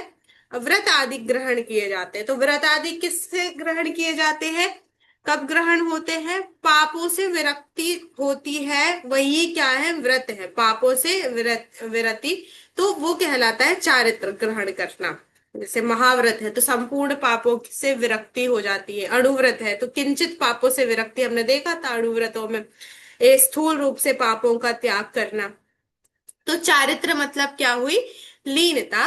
और वो लीनता की परिभाषा क्या है कि समस्त सावध्य योग, पाप क्रियाओं से रहित, कषाय भाव से भी विमुक्त, और जगत से उदासीन होकर शुद्ध आत्मा में पूर्ण लीनता, मतलब समस्त विकारों से अपने आप को दूर करके एक अपने स्वरूप में लीनता का परिणाम जो है वो कहलाता है सम्यक चारित्र। समझ में आ गया? समस्त सावध्य योग, सावध्य योग क्या कहलाते हैं? तो पाप रूप जो क्रियाएं हैं वो सब सावध्य योग है। और कषाय से विमुक्त होकर, जग से उदासीन होकर अपने आत्मा में पूर्ण रूप से लीन हो जाने का नाम क्या है? सम्यक चारित्र है। ठीक है। तो क्या ये कैसे पूरा किस तरह से हम जाते हैं? सम्यक दर्शन के बाद सच्चा ज्ञान होता है, और सच्चे ज्ञान के बाद सच्ची लीनता होती है। अब चारित्र में हमने जो देखी, हमने एक जो बात पढ़ी है, सम्यक दर्शन, सम्यक ज्ञान और सम्यक चारित्र की एकता का नाम मोक्ष मार्ग है। मतलब अपना मोक्ष मार्ग कब शुरू होता है? जब ये तीनों प्रकट हो जाएं, इन तीनों की एकता प्रकट हो जाए, तब क्या होता है? मोक्ष मार्ग शुरू होता है। तो देखिए, कुछ जब हम आगे गुणस्थान पढ़ेंगे तब आपको कहा जाएगा कि सम्यक दर्शन, सम्यक ज्ञान चौथे गुणस्थान में हो गया, पर चारित्र अभी प्रकट नहीं हुआ है। चारित्र आगे जाके प्रकट होगा, पांचवें गुण स्थान से, छठवें गुण स्थान से, ऐसे आगे आगे जाके होगा। तो फिर वहां आपका प्रश्न होगा कि जब तीनों साथ में होते हैं तो फिर ये अलग अलग क्यों कह रहे हो कि ये बाद में होगा? मतलब अभी हमारा मोक्ष मार्ग शुरू नहीं हुआ है। तो देखिए, चारित्र उसे कहते हैं जो सर चढ़ के बोले। चारित्र कहने में कब आता है? जब वो सर चढ़ के, वो सर चढ़ के बोले मतलब जब वो बाहर दिखने लगे तब हम कहते हैं हाँ ये चारित्रवान है। लेकिन जब तक वो नहीं दिख रहा है तो कई बार उसको स्वीकार नहीं करते हैं। तो चौथे गुण स्थान में चूंकि चारित्र तो सम्यक हो जाता है, पर्याय तो शुद्ध हो जाती है, चारित्र गुण की पर्याय में तो शुद्धता प्रकट हो जाती है, परंतु बाहर में व्रत आदि लेने का परिणाम नहीं आता है। इस अपेक्षा से कहा गया है कि वहां चारित्र नहीं है। समझ में आया? पर्याय की शुद्धता तो हो गई है, पर्याय चारित्र गुण की जो पर्याय जो अभी मिथ्या चारित्र रूप हो रही थी, अब हम उस पर्याय को ये तो नहीं कहेंगे जब सम्यक दर्शन सम्यक ज्ञान हो जाएगा कि अब वो चारित्र भी मिथ्या है, नहीं, वो सम्यक हो जाएगा। जैसे एक घड़े के ऊपर दो घड़े जो हमने रखे थे तो वो उल्टे नहीं रखे थे, कैसे रखे थे? सीधे ही रखे थे। तो ज्ञान भी सम्यक हो गया, चारित्र भी सम्यक हो गया, पर चारित्र अभी उतना आगे के लेवल का नहीं हुआ है जिसमें व्रत आदि का परिणाम हो। जब अगर उसमें और स्थिरता होती है, और स्थिरता, लीनता जितनी जितनी जितनी बढ़ती जाती है, वैसे वैसे व्रत आदि बढ़ते जाते हैं। जैसे थोड़ी कम लीनता हुई तो अभी तो सिर्फ सम्यकपना प्रकट हुआ है, फिर आगे और कषायों का अभाव होगा तो व्रत लेने के भी परिणाम होंगे। जैसे हमने कहा था ना, दो चौकड़ी कषाय के अभाव में अणुव्रत हो जाते हैं, श्रावक को व्रत लेने का परिणाम आता है। ये हम पिछली क्लास में देख चुके कि नहीं होते? वो जो व्रत जो हुए थे वो किस गुण की पर्याय थे? इसी चारित्र गुण की पर्याय थे। जो श्रावक के जो 12 व्रत थे वो किस गुण की पर्याय थे? इसी चारित्र में वो व्रत होते हैं। और वो व्रत कब हुए थे? पांचवें गुण स्थान को हमने देखा था कि पांचवें गुण स्थान में दो चौकड़ी कषाय का अभाव होता है, तब श्रावक के 12 व्रत होते हैं। ये चीज आपको याद है कि नहीं? पिछली ही क्लास में हमने पढ़ा है ना? तो और फिर क्या होता है, अपन ने देखा था कि तीन चौकड़ी कषाय का अभाव होता है। तीन चौकड़ी कषाय कौन कौन सी थी? अनंतानुबंधी, प्रत्याख्यानावरण और अप्रत्याख्यानावरण। इन तीनों का जब अभाव हो जाता है तब क्या प्रकट हो जाता है? तब प्रकट होते हैं महाव्रत। महाव्रत मतलब तब महाव्रत लेने का परिणाम आता है। पहले अणुव्रत लेता है, दो चौकड़ी कषाय के अभाव में अणुव्रत आदि लेता है, तीन चौकड़ी कषाय के अभाव में महाव्रत आदि लेने के परिणाम होते हैं। तो फिर गुणस्थान और बढ़ जाता है, छठवां सातवां गुणस्थान मुनिराज का कहा जाता है वो हो जाता है। तो चारित्र ऐसा है कि जितनी जितनी लीनता हमारे अंदर बढ़ती जाती है, जितनी जितनी स्थिरता हमारे अंदर होती जाती है, वैसे ही वैसे ही चारित्र और प्रगाढ़ होता जाता है। और देखिए, मोक्ष मार्ग की पूर्णता इस चारित्र गुण पे ही डिपेंड करती है। कैसे? सम्यक दर्शन और सम्यक ज्ञान तो पूर्ण जितने होने थे हो गए। अब बस सम्यक ज्ञान में इतना होगा कि हाँ, सम्यक सर्वज्ञता वाली जो पर्याय है वो और प्रकट हो जाएगी। पर अ, जो चारित्र है उससे मोक्ष मार्ग, जब चारित्र में कंप्लीट होता है तब हमारा मोक्ष मोक्ष प्रकट हो जाता है। मतलब चारित्र गुण पूर्ण स्थिरता अगर हमारे अंदर हो जाती है, पूर्ण लीनता हमारे अंदर हो जाती है, तो क्या कहेंगे कि अब हमारा मोक्ष मार्ग नहीं रहा, अब क्या प्रकट हो गया? मोक्ष ही प्रकट हो गया। समझ में आया? तो जर्नी का डिफरेंस कहाँ से आ रहा है? हमारी चारित्र गुण की पर्याय। तो चारित्र गुण कम, अभी जितनी कम लीनता है, अभी अपन मोक्ष मार्ग से उतने दूर कहलाए, ऐसा कहने में आ जाएगा। ठीक है ना? तो चारित्र गुण में वेरिएशंस देखने को हमें मिलते हैं। बाकी ज्ञान तो ज्ञान, जितना सच्चा ज्ञान सच्चा ज्ञान होता है, श्रद्धा पूरी ही होती है, और लीनता धीरे धीरे धीरे धीरे वृद्धिंगत होती है, और जब वो पूर्ण हो जाती है तो हम कहते हैं मोक्ष पर्याय प्रकट हो गए। ठीक है, आया समझ में? ये है पूरा मुक्ति का मार्ग। अब इसमें कुछ एक्स्ट्रा जो चीजें हैं उसको अपन समझते हैं। देखिए, इस जो पार्ट है उसमें एक जगह प्रश्न आया है कि जो मुनिराज है वह स्वर्ग आदि भी जाते हैं, है ना? हम कहते हैं कि ये मुनिराज अभी इस स्वर्ग में है, ऐसा कहा जाता है। वहां एक प्रश्न किया, आपने कहा कि उन्हें तो मोक्ष मार्ग प्रकट हो गया है, तो क्या इसी मोक्ष मार्ग के कारण, इसी मुक्ति के मार्ग के कारण वह स्वर्ग गए हैं? है ना? तो वहां वो ये प्रश्न करते हैं कि जो धर्म उनके जीवन में प्रकट हुआ है, जो वीतरागता उनके अंदर प्रकट हुई है, जो मुक्ति मार्ग उनके अंदर प्रकट हुआ है, उसी के कारण वो स्वर्ग गए हैं क्या? ऐसा वहां प्रश्न किया। तो वहां कहते हैं नहीं, मुक्ति का मार्ग तो मुक्ति का ही कारण है, वह स्वर्ग का कारण नहीं है। स्वर्ग तो किस में आता है? संसार में आता है ना? लेकिन जो मुक्ति मार्ग अभी प्रकट हुआ है, जो अभी हमने चारित्र गुण में देखा ना, कि कुछ लीनता है और अभी कुछ अस्थिरता भी बाकी है, मतलब अभी कम कम अंशों में लीनता विद्यमान है। तो जितने अंश में अभी लीनता नहीं होती ना, वहां पे राग का अंश विद्यमान रहता है। तो ज्ञानी जीवों के जीवन में दो धाराएं एक साथ चलती हैं, वीतरागता की धारा भी चलती है और राग की धारा भी चलती है। मार्ग हम किसे कह, मार्ग में है हम, अभी इस बात को हम कब तक कहते हैं? जब तक हमें वो मंजिल नहीं मिल जाती तब तक हम कहेंगे कि हम रास्ते पे चल रहे हैं। जैसे ही वो मंजिल मिल जाएगी हम कहेंगे क्या कि अभी रास्ते में है? नहीं, अब तो पहुंच ही गए उस जगह पे।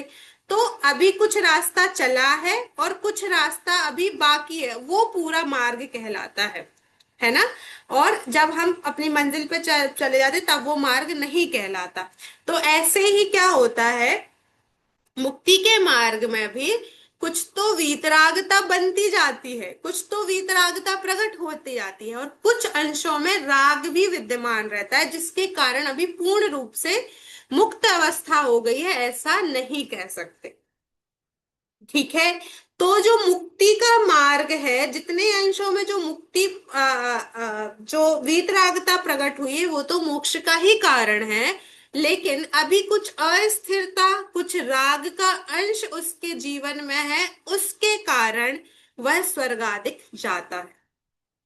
समझ में आया क्या बोला? जो वीतरागता है उसके कारण वो स्वर्ग में नहीं जा रहा है, जो अभी थोड़ा राग उसके अंदर बचा हुआ है, उस राग के कारण बंध होता है, और बंध के कारण संसार होता है, और संसार में ही वह स्वर्गाधिक है। इसके कारण वह स्वर्ग आदि में चला जाता है। और स्वर्ग में ही क्यों जाता, नरक में क्यों नहीं जाता, ऐसा प्रश्न भी हो सकता है।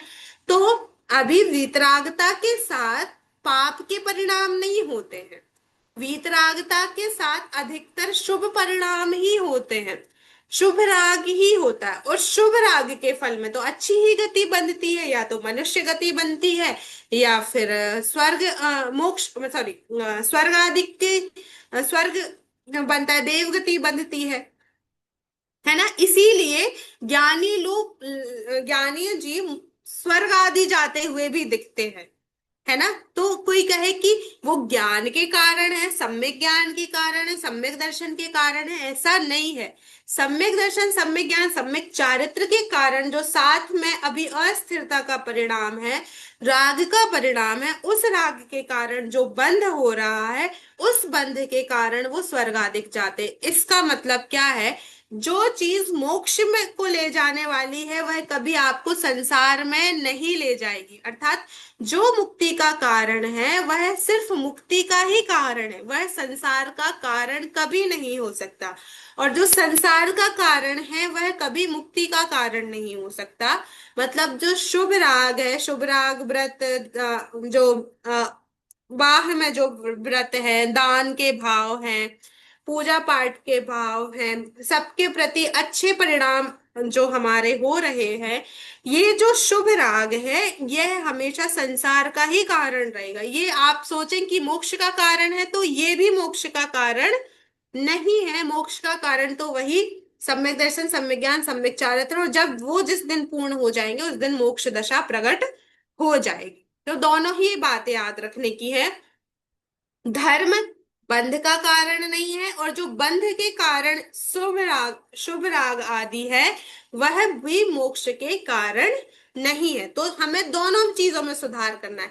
हम जो अभी शुभ राग को मोक्ष का कारण मान बैठे हैं उसको भी सुधारना है। और अगर हमारी ये मान्यता है कि जो धर्म के कारण है वो भी संसार के भी कारण है, यह मान्यता भी हमें सुधार। ठीक है, ये चीज आपको समझ में आई। ठीक है, ये अपन ने पूरा यहाँ पे कि जितने जितने भाग में अभी वीतरागता प्रकट हो गई, सम्यक दर्शन, सम्यक ज्ञान, सम्यक चारित्र प्रकट हुए, वह मुक्ति का ही कारण है, अबंध ही है। और जो बंध का जो अंश है, जो राग का जो अंश है, उतने अंशों से अभी हमें कर्म का ही बंध हो रहा है, संसार का ही बंध बंध हो रहा है। ये हमने पूरा अभी इसमें देख लिया है। ठीक है, अब अपन थोड़ा सा पीडीएफ, जो हमारा मूल चैप्टर है, क्योंकि ये काफी इंपॉर्टेंट चैप्टर है, तो इसको अपन पूरा अच्छे से रीड कर लेते हैं, और फिर उसमें अगर कुछ समझ में नहीं आता है तो फिर अपन वहां पर बात कर लेंगे। अभी आपको मैंने पूरा समझा दिया है कि क्या चीज इस चैप्टर में आई है, वो सारी चीजें हमने इस चैप्टर मतलब देख ली है। अब कुछ और विशेष थोड़ी बहुत जो बातें हैं वो आपको और इस चैप्टर में समझ में आएंगी, वो पढ़ने से आ जाएगी। चलिए, तो अपन रीड करेंगे, आप लोग ही इसको रीड करने वाले हो। तो सबसे पहले रोशनी जी से शुरू करते हैं। कितने पेज है इसमें? 4 पेज है। आप चार लोग हैं, तो एक एक पेज अपन इसको रीड करते हैं। चलिए रोशनी जी रीड करिए।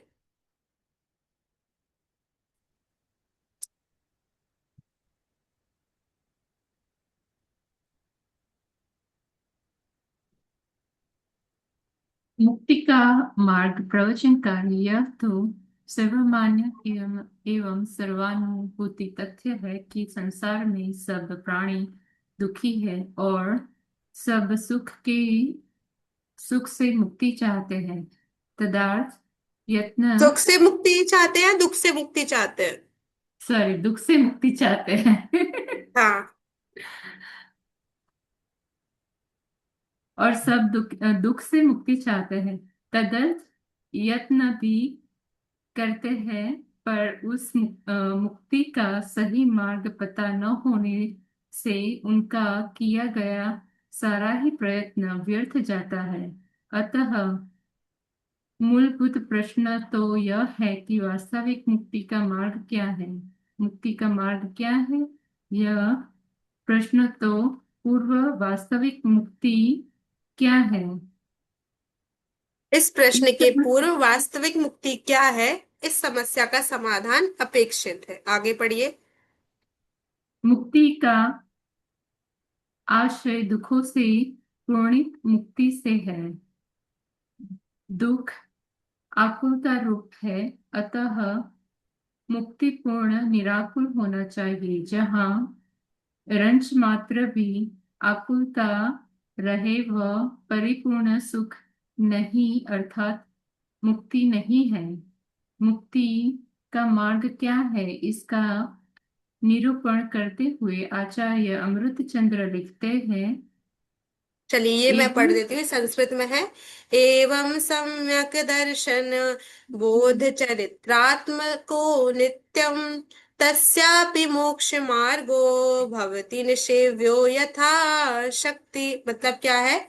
एवं सम्यक दर्शन बोध चरित्र त्रयात्मक त्रयात्मको नित्यम, कि जो सम्यक दर्शन बोध और चारित्र, बोध मतलब ज्ञान, सम्यक दर्शन तो सम्यक दर्शन, बोध मतलब सम्यक ज्ञान, और चारित्र मतलब सम्यक दर्शन। सम्यक शब्द तीनों के साथ लगा लेंगे, क्योंकि मतलब ये रूल होते हैं संस्कृत में कि एक बार अगर लगा दिया और उसके साथ तीनों है तो फिर वो आगे का शब्द तीनों के साथ लग जाता है। तो सम्यक दर्शन, सम्यक बोध और सम्यक चारित्र त्रयात्मक त्रयात्मक जो नित्य तस्यापि मोक्ष मार्गो भवति ही। ये जो तीनों, एक आत्मक जो शब्द लिखा है ना, आत्मको, तो इससे एकता शब्द लेना, कि इन तीनों की जो एकता है वह नित्य ही मोक्ष मार्गो भवति ही, वह हमेशा ही क्या है? मोक्ष मार्ग कहलाती। भवति निषेव्यो यथाशक्ति, प्रति मतलब सबको यथाशक्ति इसका सेवन करना चाहिए। निषेव्यो यथाशक्ति से अर्थ है कि सबको इसका यथाशक्ति सेवन करना चाहिए, कि सम्यक दर्शन, सम्यक ज्ञान, सम्यक चारित्र को यथा योग्य ग्रहण करना चाहिए। चलिए इसके बाद पढ़ते आगे। पढ़िए। सम्यक दर्शन, सम्यक ज्ञान और सम्यक चारित्र, इन तीनों की एकता ही मोक्ष मार्ग है। प्रत्येक जीव को इसका सेवन यथाशक्ति करना चाहिए। अतः यह तो निश्चय हुआ कि सम्यक दर्शन अर्थात सच्ची श्रद्धा, सम्यक ज्ञान अर्थात सच्चा ज्ञान और सम्यक चारित्र अर्थात सच्चा चारित्र, तीनों की एकता ही सच्चा मुक्ति का मार्ग है। पर प्रश्न उठता है कि सम्यक दर्शन, सम्यक ज्ञान और सम्यक चारित्र क्या है? निश्चित से तो तीनों आत्मरूप ही है, अर्थात आत्मा की शुद्धि पर्याय ही है।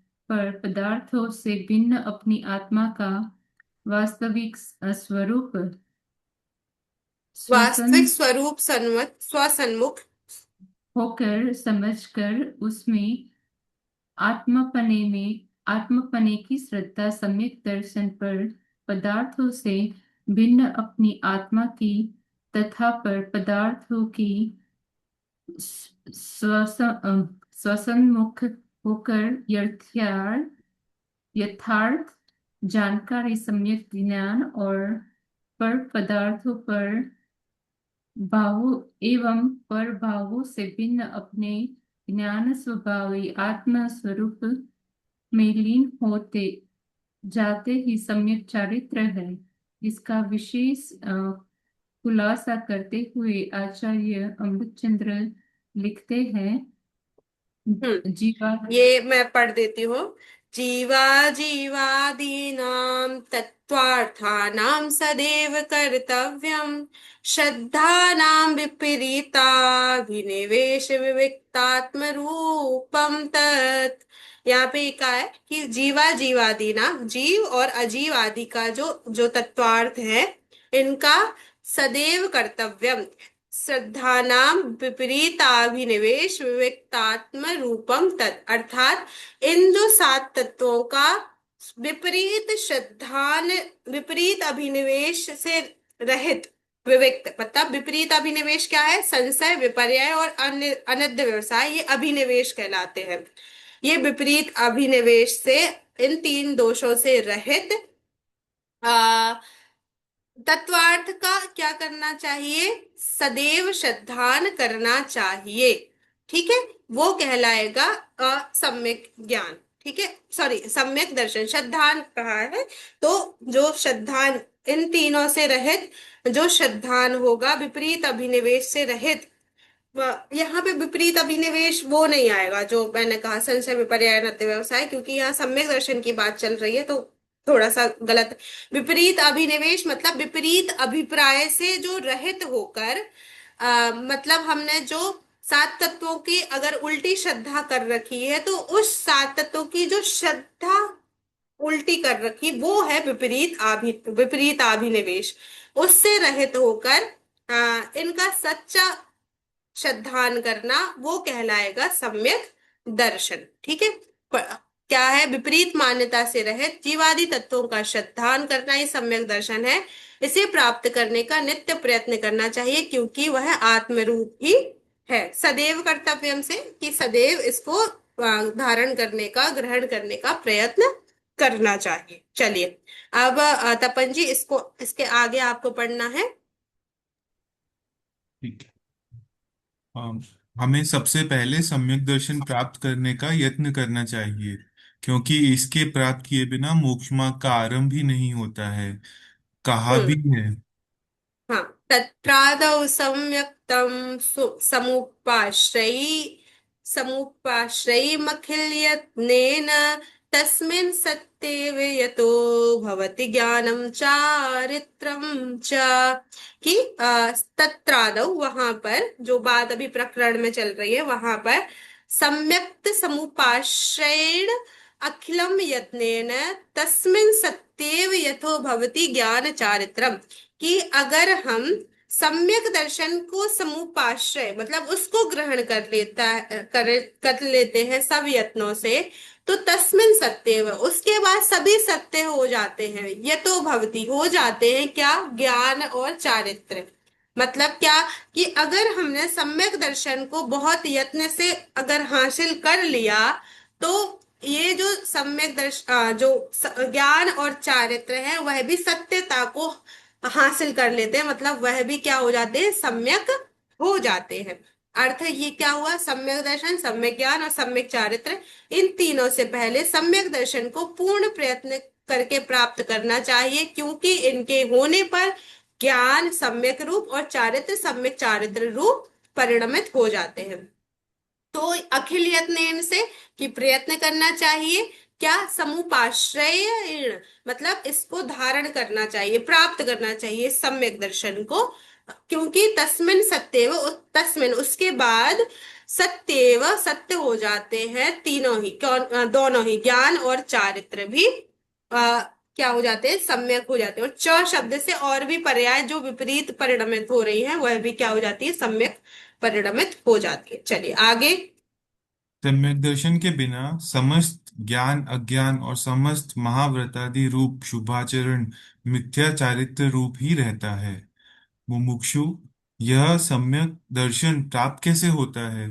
प्रवचनकार, सर्वप्रथम तत्वाभ्यास से सप्त तत्व का यथार्थ स्वरूप समझने का, तथा पर पदार्थ और पर भावों में पर बुद्धि और उनसे भिन्न अपने आत्मा में आत्मबुद्धि पूर्वक त्रिकाली आत्मा के सन्मुख होकर आत्मानुभूति प्राप्त करने का उद्यम करना ही सम्यक दर्शन प्राप्त करने का उपाय है। और सम्यक हम्म। प्रवचनकार। हाँ, कर्तव्यो कर्तव्योऽध्यवसायः सदेनेकान्तात्मकेषु तत्त्वेषु संशय विपर्यनद्य व्यवसाय विविक्तात्मरूपम तत्। वही बात कि कर्तव्यो, करना चाहिए, क्या करना चाहिए, संशय विपर्याय अनद्य व्यवसाय विविक्तात्म, मतलब विविक्तात्म का रूप हुआ, और रहित के अर्थ में हो गया। विविक्त का अर्थ होता है रहित, मतलब संशय विपर्याय और अनित्य व्यवसाय से रहित, सद अनेकांतात्मिकेषु तत्वेषु। कि सद अनेकांतात्मक जो तत्व है, अर्थात अनेकांतात्मक जो वस्तु है, जो तत्व है, उनका अध्यवसाय, अर्थात उनका अध्यवसान करना चाहिए। अर्थात अध्यवसान का अर्थ क्या हुआ, ज्ञान करना चाहिए। किससे रहित होकर? नीचे जो तीन दिए हैं, संशय विपर्यय अनद्य व्यवसाय से रहित होकर क्या कर्तव्यों करना चाहिए? सद अनेकांतात्मक जो तत्व है उनका ज्ञान करना चाहिए, उसी का नाम क्या कहलाएगा? सम्यक ज्ञान कहलाएगा। तो श्लोक से अर्थ समझ में आया? क्या कहा? Yes. ठीक है, चलिए पढ़िए इसको। जिज्ञासु, संशय संशय विपर्यय अनद्य व्यवसाय से रहित।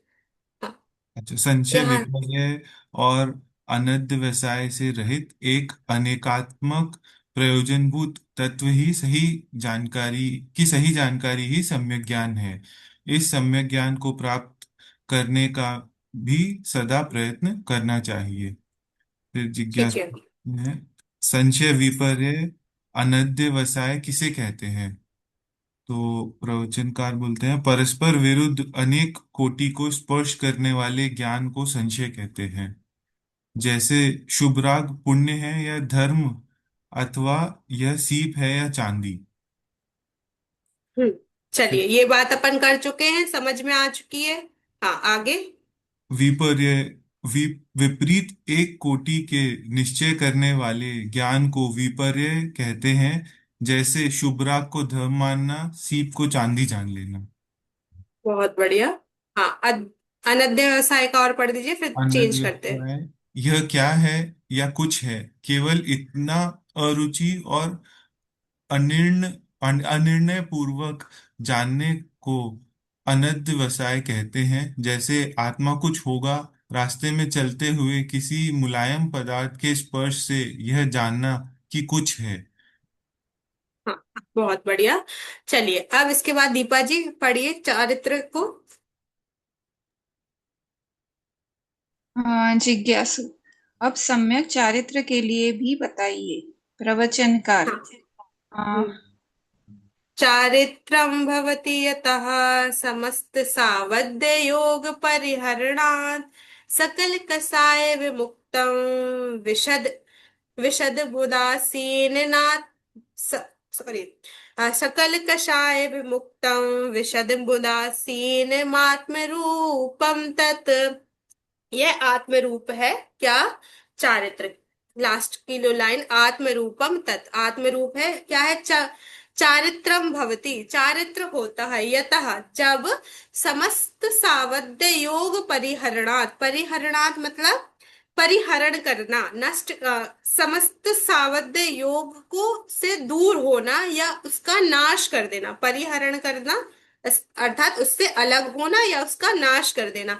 समस्त सावध्य योग से दूर होकर शकल कषाय विमुक्तम, सारे सकल मतलब सारी ही कषायों से विमुक्त होना। वो क्या है? विशद मुदासीन, जो विशद रूप से उदासीनता का जो परिणाम है। समस्त इनसे किनसे? सावध्य योग से रहित हो गया है, सभी कषायों से विमुक्त होकर जो उदासीन रूप जो परिणाम है, कौन सा? आत्म रूप जो परिणाम है, आत्म रूपम परिणामम चारित्रम भवति ही, वह चारित्र कहलाता है। ठीक है। तो जब अपन संस्कृत में अर्थ करते हैं ना, तो जैसे अपन हिंदी में पढ़ते हैं कि ये चीज कहलाती है, ऐसा नहीं होता। श्लोक में थोड़ा सा पहले चारित्रम भवति कह दिया कि चारित्र होता है, क्या होता है, फिर वो चीज आगे बताई हुई है। तो इस तरह से उसका अर्थ लगाते हैं। ठीक है, आया ये समझ में? समस्त समस्त सावध्य योग मतलब क्या? हाँ, व्हाट सावध्य इज दैट? योग जो पाप रूप जो क्रियाएं हैं, जो हम अच्छा, डेली में जो पाप रूप जो क्रियाएं कर रहे हैं, वो सावध्य योग का। ठीक है जी। चलिए। हाँ, पढ़िए आगे। समस्त सावध्य योग से रहित, शुभाशुभ भाव रूप कषाय भाव से विमुक्त, जगत से उदासीन रूप निर्मल आत्मलीनता ही सम्यक चारित्र है। सम्यक दर्शन, सम्यक ज्ञान और सम्यक चारित्र को रत्नत्रय भी कहते हैं, और यही मुक्ति का मार्ग है।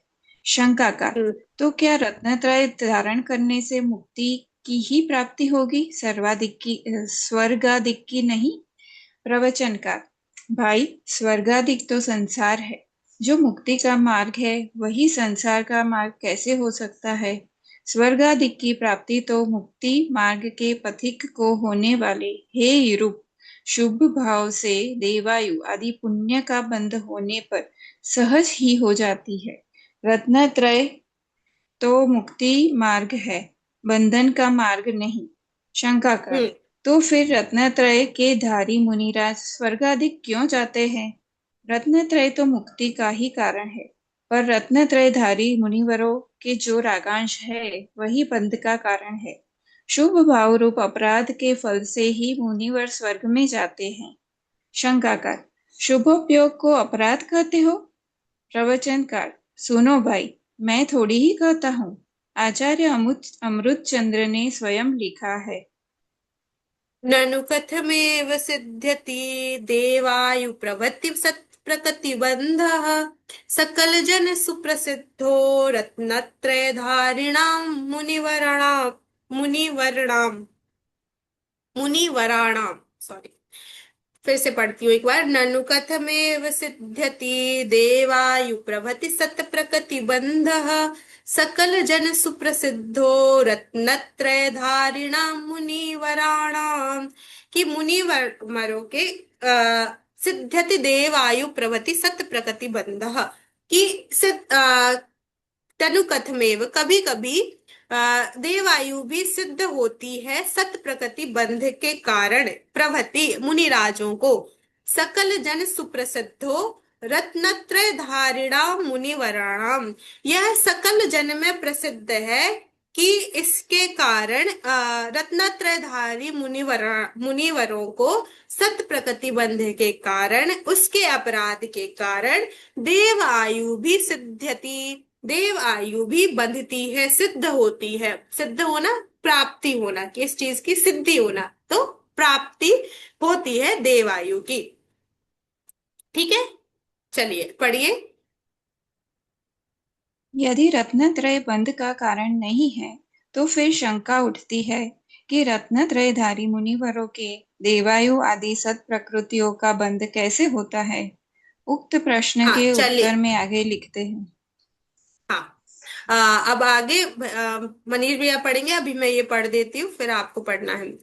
रत्नात्रय में हेतुर निर्वाण सेव भवति नान्यस्य आशवति यत्तु पुण्यम शुभोपयोगो अ- अयम अपराध।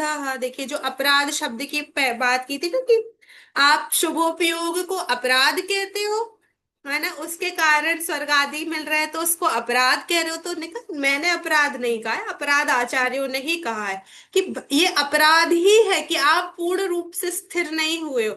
आपका कार्य था कि आपको पूर्ण स्थिरता लानी थी, लेकिन अभी आपके पूर्ण स्थिरता नहीं हुई, तो जो राग है वह तो अपराध ही है ना। तो उस राग के कारण, उस अपराध के कारण मुनिराजों को देवायु का बंध होता है, और उन्हें सच में ये अपराध लगता है। क्यों? क्योंकि आप जब किसी कॉम्पिटेटिव एग्जाम की तैयारी कर रहे हो और वो आपको जो पोजीशन चाहिए वो ना मिलके थोड़ी छोटी वाली पोजीशन मिल जाए, तो लगता है यार जिसके लिए मेहनत की थी वो तो मिला नहीं, पता नहीं ये क्या ही चीज दे दी है, ये तो मुझे वांछनीय ही नहीं थी, ये तो मैंने चाहा ही नहीं था। उस पोजीशन में हमें खुशी नहीं होती, एक अपराध जैसा ही लगता है। तो मुनिराज प्रयत्न तो किसके लिए कर रहे थे? मोक्ष दशा के लिए, और मोक्ष दशा नहीं मिल पाई क्योंकि स्थिरता उतनी नहीं थी, तो स्वर्ग चले गए। तो उन्हें वो जैसे आग में झुलसने जैसी ही फीलिंग आती है उनके लिए, तो वो अपराध ही लगता है। हमें लग रहा है यार आप कह रहे हो तो अपराध के फल, मुनिराज को अपराध ही कह रहे हो, अपराध के फल में गए, पर उन्हें भी यह चीज ही लगती है। तो यहाँ क्या है, रत्नात्रयम इह हेतुर निर्माण सेव, कि एव अर्थ ही होता है क्या? रत्नात्रय हेतु होता है निर्वाण का ही। जो रत्नात्रय कारण है वह किसका कारण है? निर्वाण का ही कारण है। भवति नान्य से, अन्य का कारण नहीं है। आश्रवती यतु पुण्यम शुभोपयोगम अयम अपराधः, जो आश्रव है, पुण्य बंध है, शुभोपयोग है, यह क्या है? यह ही अपराध है, यही स्वर्गादिक का कारण है। ठीक है, तो क्या कहा कि रत्नत्रय धर्म निर्वाण का ही कारण है, अन्य स्वर्गाधिक का नहीं। मुनिवरों को जो स्वर्गाधिक के कारण है वो पुण्य का आश्रय होता है, उसमें शुभोपयोग ही अपराध है। ठीक है, आया। चलिए, आ, भाई साहब को पढ़ना है, भाई साहब कहेंगे मुझे पढ़ने ही कितना दिया है। मनीष भैया, चलिए जो भी है उतना पढ़ दीजिए, फिर आगे। रत्नत्रय धर्म निर्वाण का ही कारण है, अन्य हाँ। स्वर्गादिक का नहीं।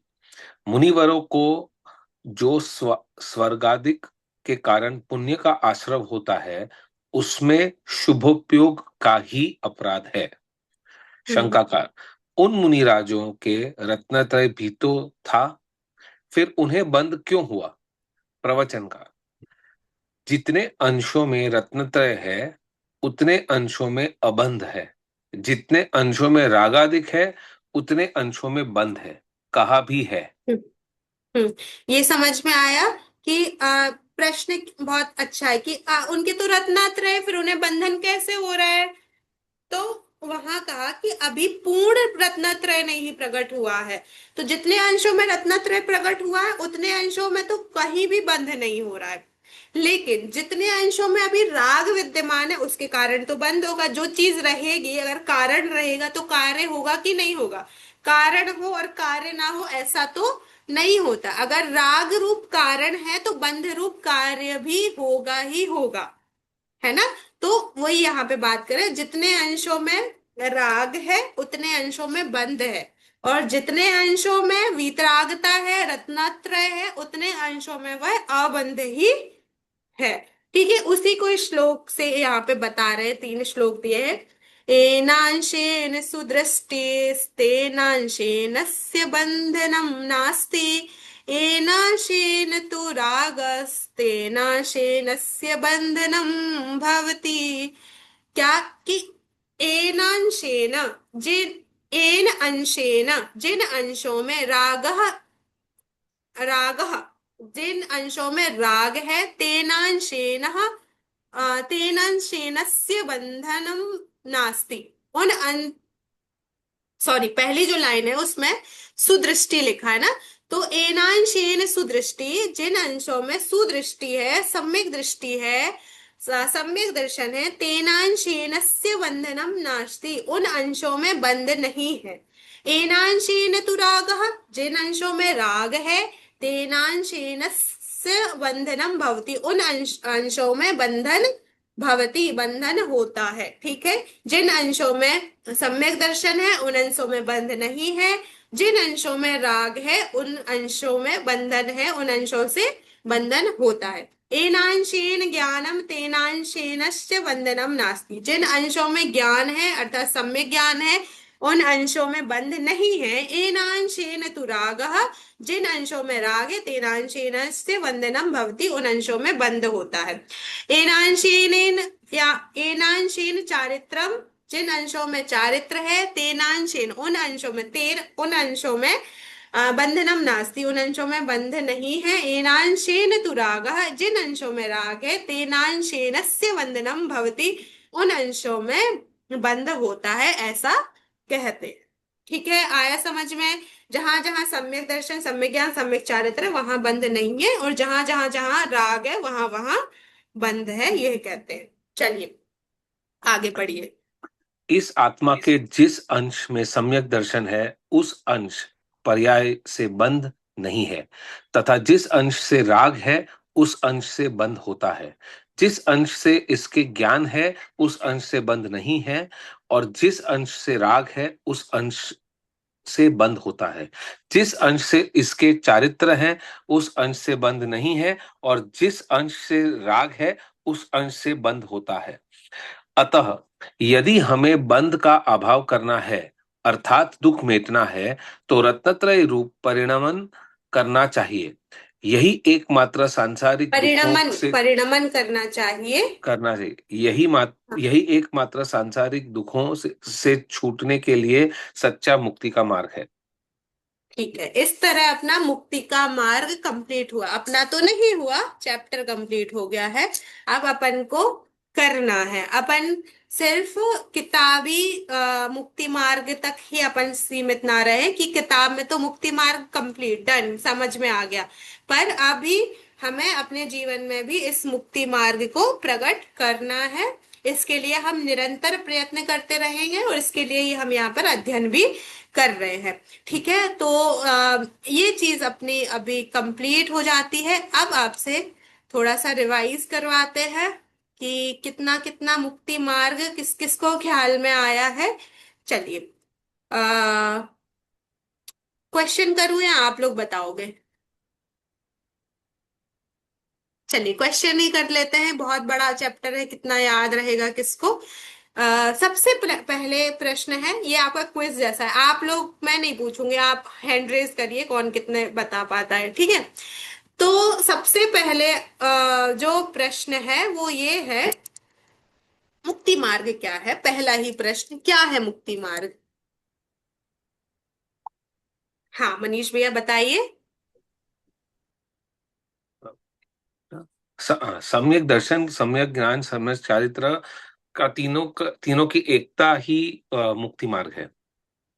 बहुत बढ़िया, बिल्कुल बहुत सुंदर उत्तर आपने दिया है। चलिए अगला प्रश्न है, सम्यक ज्ञान के तीन दोष जो कहे गए हैं, जिसके कारण सम्यक ज्ञान नहीं होता है, वो तीन दोष और उनका क्या परिभाषा है वो आपको बतानी है, उसका क्या? हाँ दीपा जी बहुत बढ़िया, चलिए बताइए। सम्यक ज्ञान के तीन दोष हैं: संशय, विपर्य और अनध्यवसाय। तो संशय में बताया गया है कि डाउट होता है, जैसे कि मैं शरीर हूँ या मैं आत्मा हूँ, या तो वो डाउट में हम सच्चा ज्ञान नहीं ले पाते।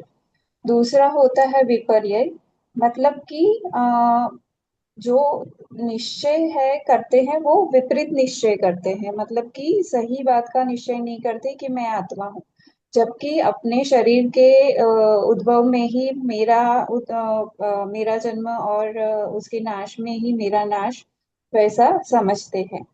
और तीसरा है अनध्यवसाय, कि जिसमें कुछ होगा वैसा एक एटीट्यूड रखते हैं और जानने की इच्छा नहीं रखते, जैसे कि हालांकि समझ में आता है कि मुर्दे के जलने पर उसे दुख नहीं हो रहा है, दैट मीन्स कुछ है अलग से, आत्मा नाम की कुछ चीज है या ज्ञान कुछ अलग से है, बट वो क्या है, कुछ तो होगा करके उसको छोड़ देते हैं और उसको जानने की कोशिश नहीं करते। हाँ बहुत बढ़िया, अरुचिपूर्ण और निर्णय ज्ञान कुछ है ऐसा, वह अनद्य व्यवसाय है। विपर्य विपर्य क्या है? जो अनेक कोटियों में से एक कोटि, जो विपरीत कोटि है, उसमें यह निश्चय कर लेना कि यह सही है, यह विपरीत विपर्य है या विपरीतता है। और संशय क्या है? तो अनेक कोटि स्पर्शी ज्ञानम, अनेक कोटियों को स्पर्श करने वाला जो ज्ञान है, ये है इस तरीके का जो ज्ञान है वो संशय। ठीक है, बहुत अच्छा समझाया। चलिए इजी सा प्रश्न है, सम्यक चारित्र क्या है? सम्यक चारित्र किसे कहते हैं? हैंड रेज करिए, सम्यक चारित्र किसे कहते हैं? हाँ तपन भैया बताइए। हाँ। रोशनी जी पीछे चल रहे हो। मेरा रिएक्शन हाँ का तपन बटन भैया। नहीं मिल रहा था, मैं अनम्यूट कर रही हूँ, तब तक किसी ने रेज कर दिया। लेकिन हाँ, ठीक अभी से ऐसा है। करो, आप अगले प्रश्न के लिए अभी से कर दो। चलिए अ, हाँ बताइए तपन भैया। समस्त सावध्य योग से रहित, कषाय भावों से मुक्त और जगत से उदासीन होकर शुद्ध आत्मा में लीन हो जाना ही सम्यक चारित्र है। बहुत बढ़िया। चलिए एक क्वेश्चन अब रिजर्व है, वो रोशनी जी के लिए है। ये है कि आपको बताना है, रत्नत्रय मुक्ति का मार्ग है या संसार का मार्ग है? और अगर मुक्ति का मार्ग है रत्नत्रय, तो मुनिराज स्वर्ग आदि कैसे चले जाते हैं? उन्हें तो रत्नत्रय प्रकट है। हाँ, थोड़ा टफ हो गया रत्नात्रय आपके लिए। नहीं, मैं कोशिश करती हूँ। हाँ रत्नात्रय मुक्ति का मार्ग है, लेकिन मुनिराज के रागादि सुपाति।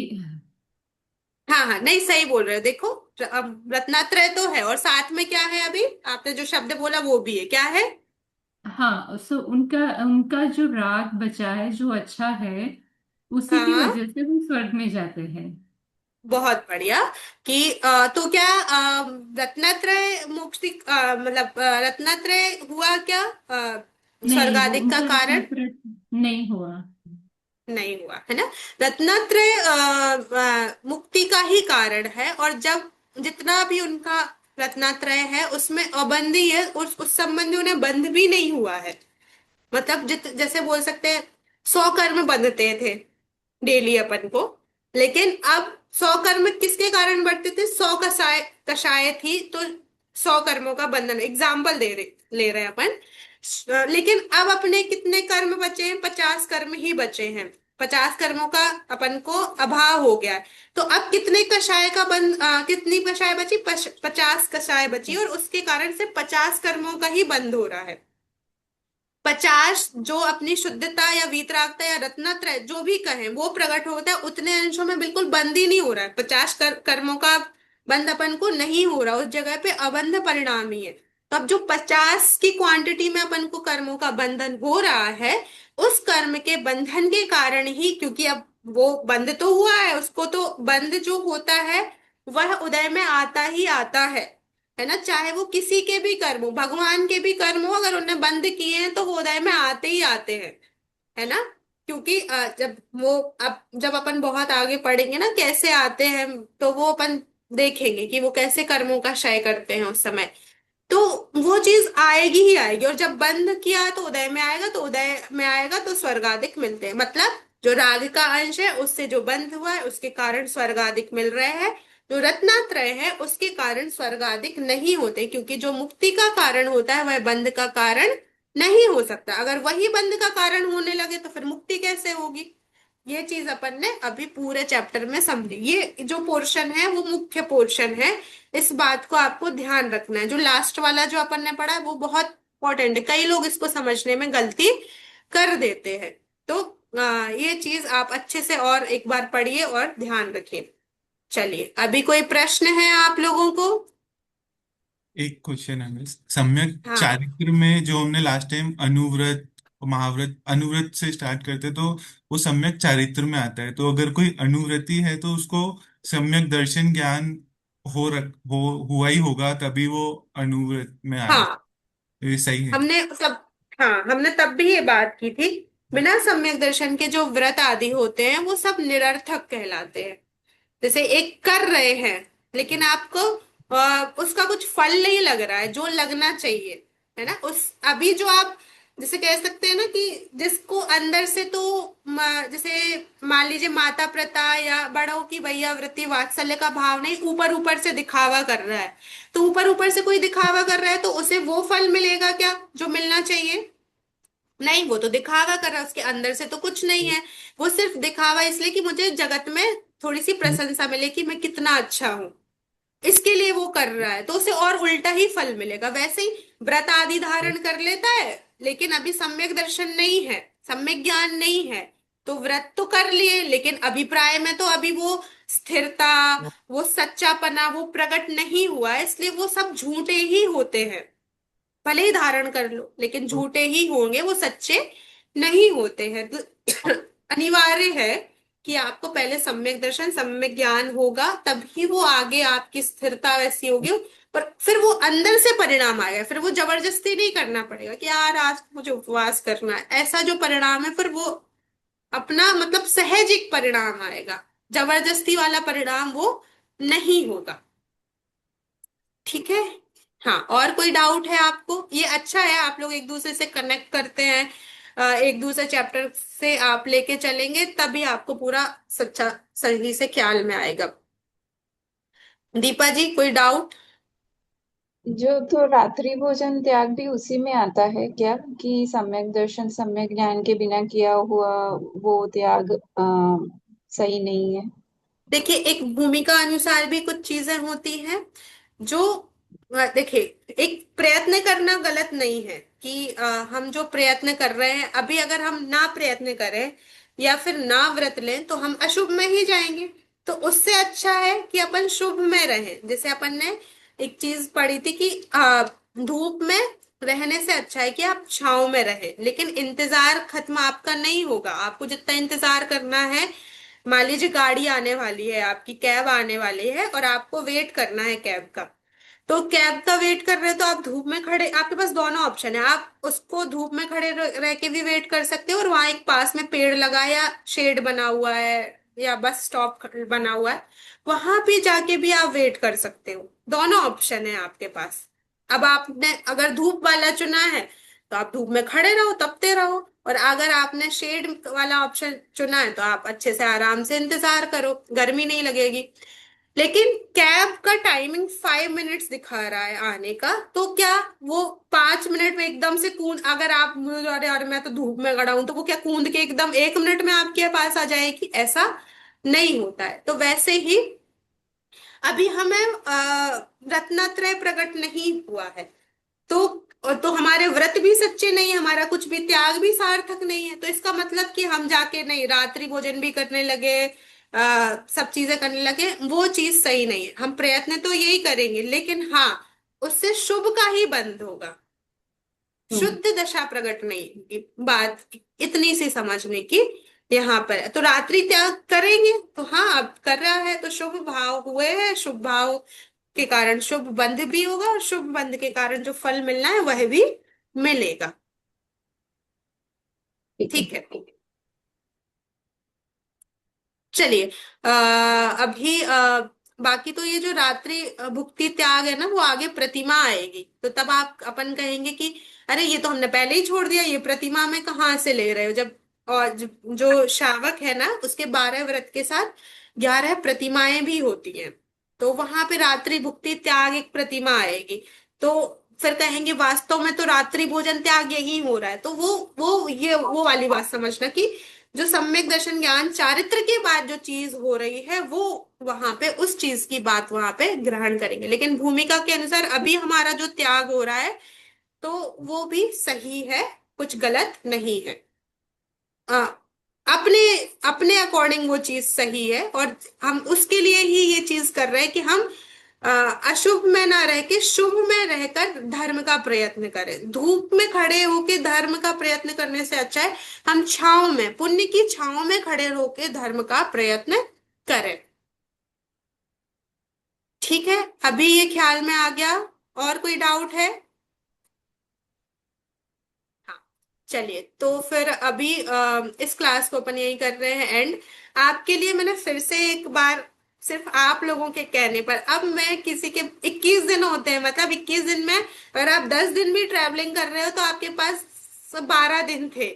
तो जो आप बोलते हो लास्ट में मैं ट्रैवल में हूँ इसलिए मैं नहीं कर पाया, या मैं यहाँ थी, या मेरी तबीयत खराब थी, तो वो 21 दिन आपके लिए इसलिए दी गए हैं कि आप अगर 10 दिन बीमार भी रहो तो 12 दिन तक आप कर सको वो काम।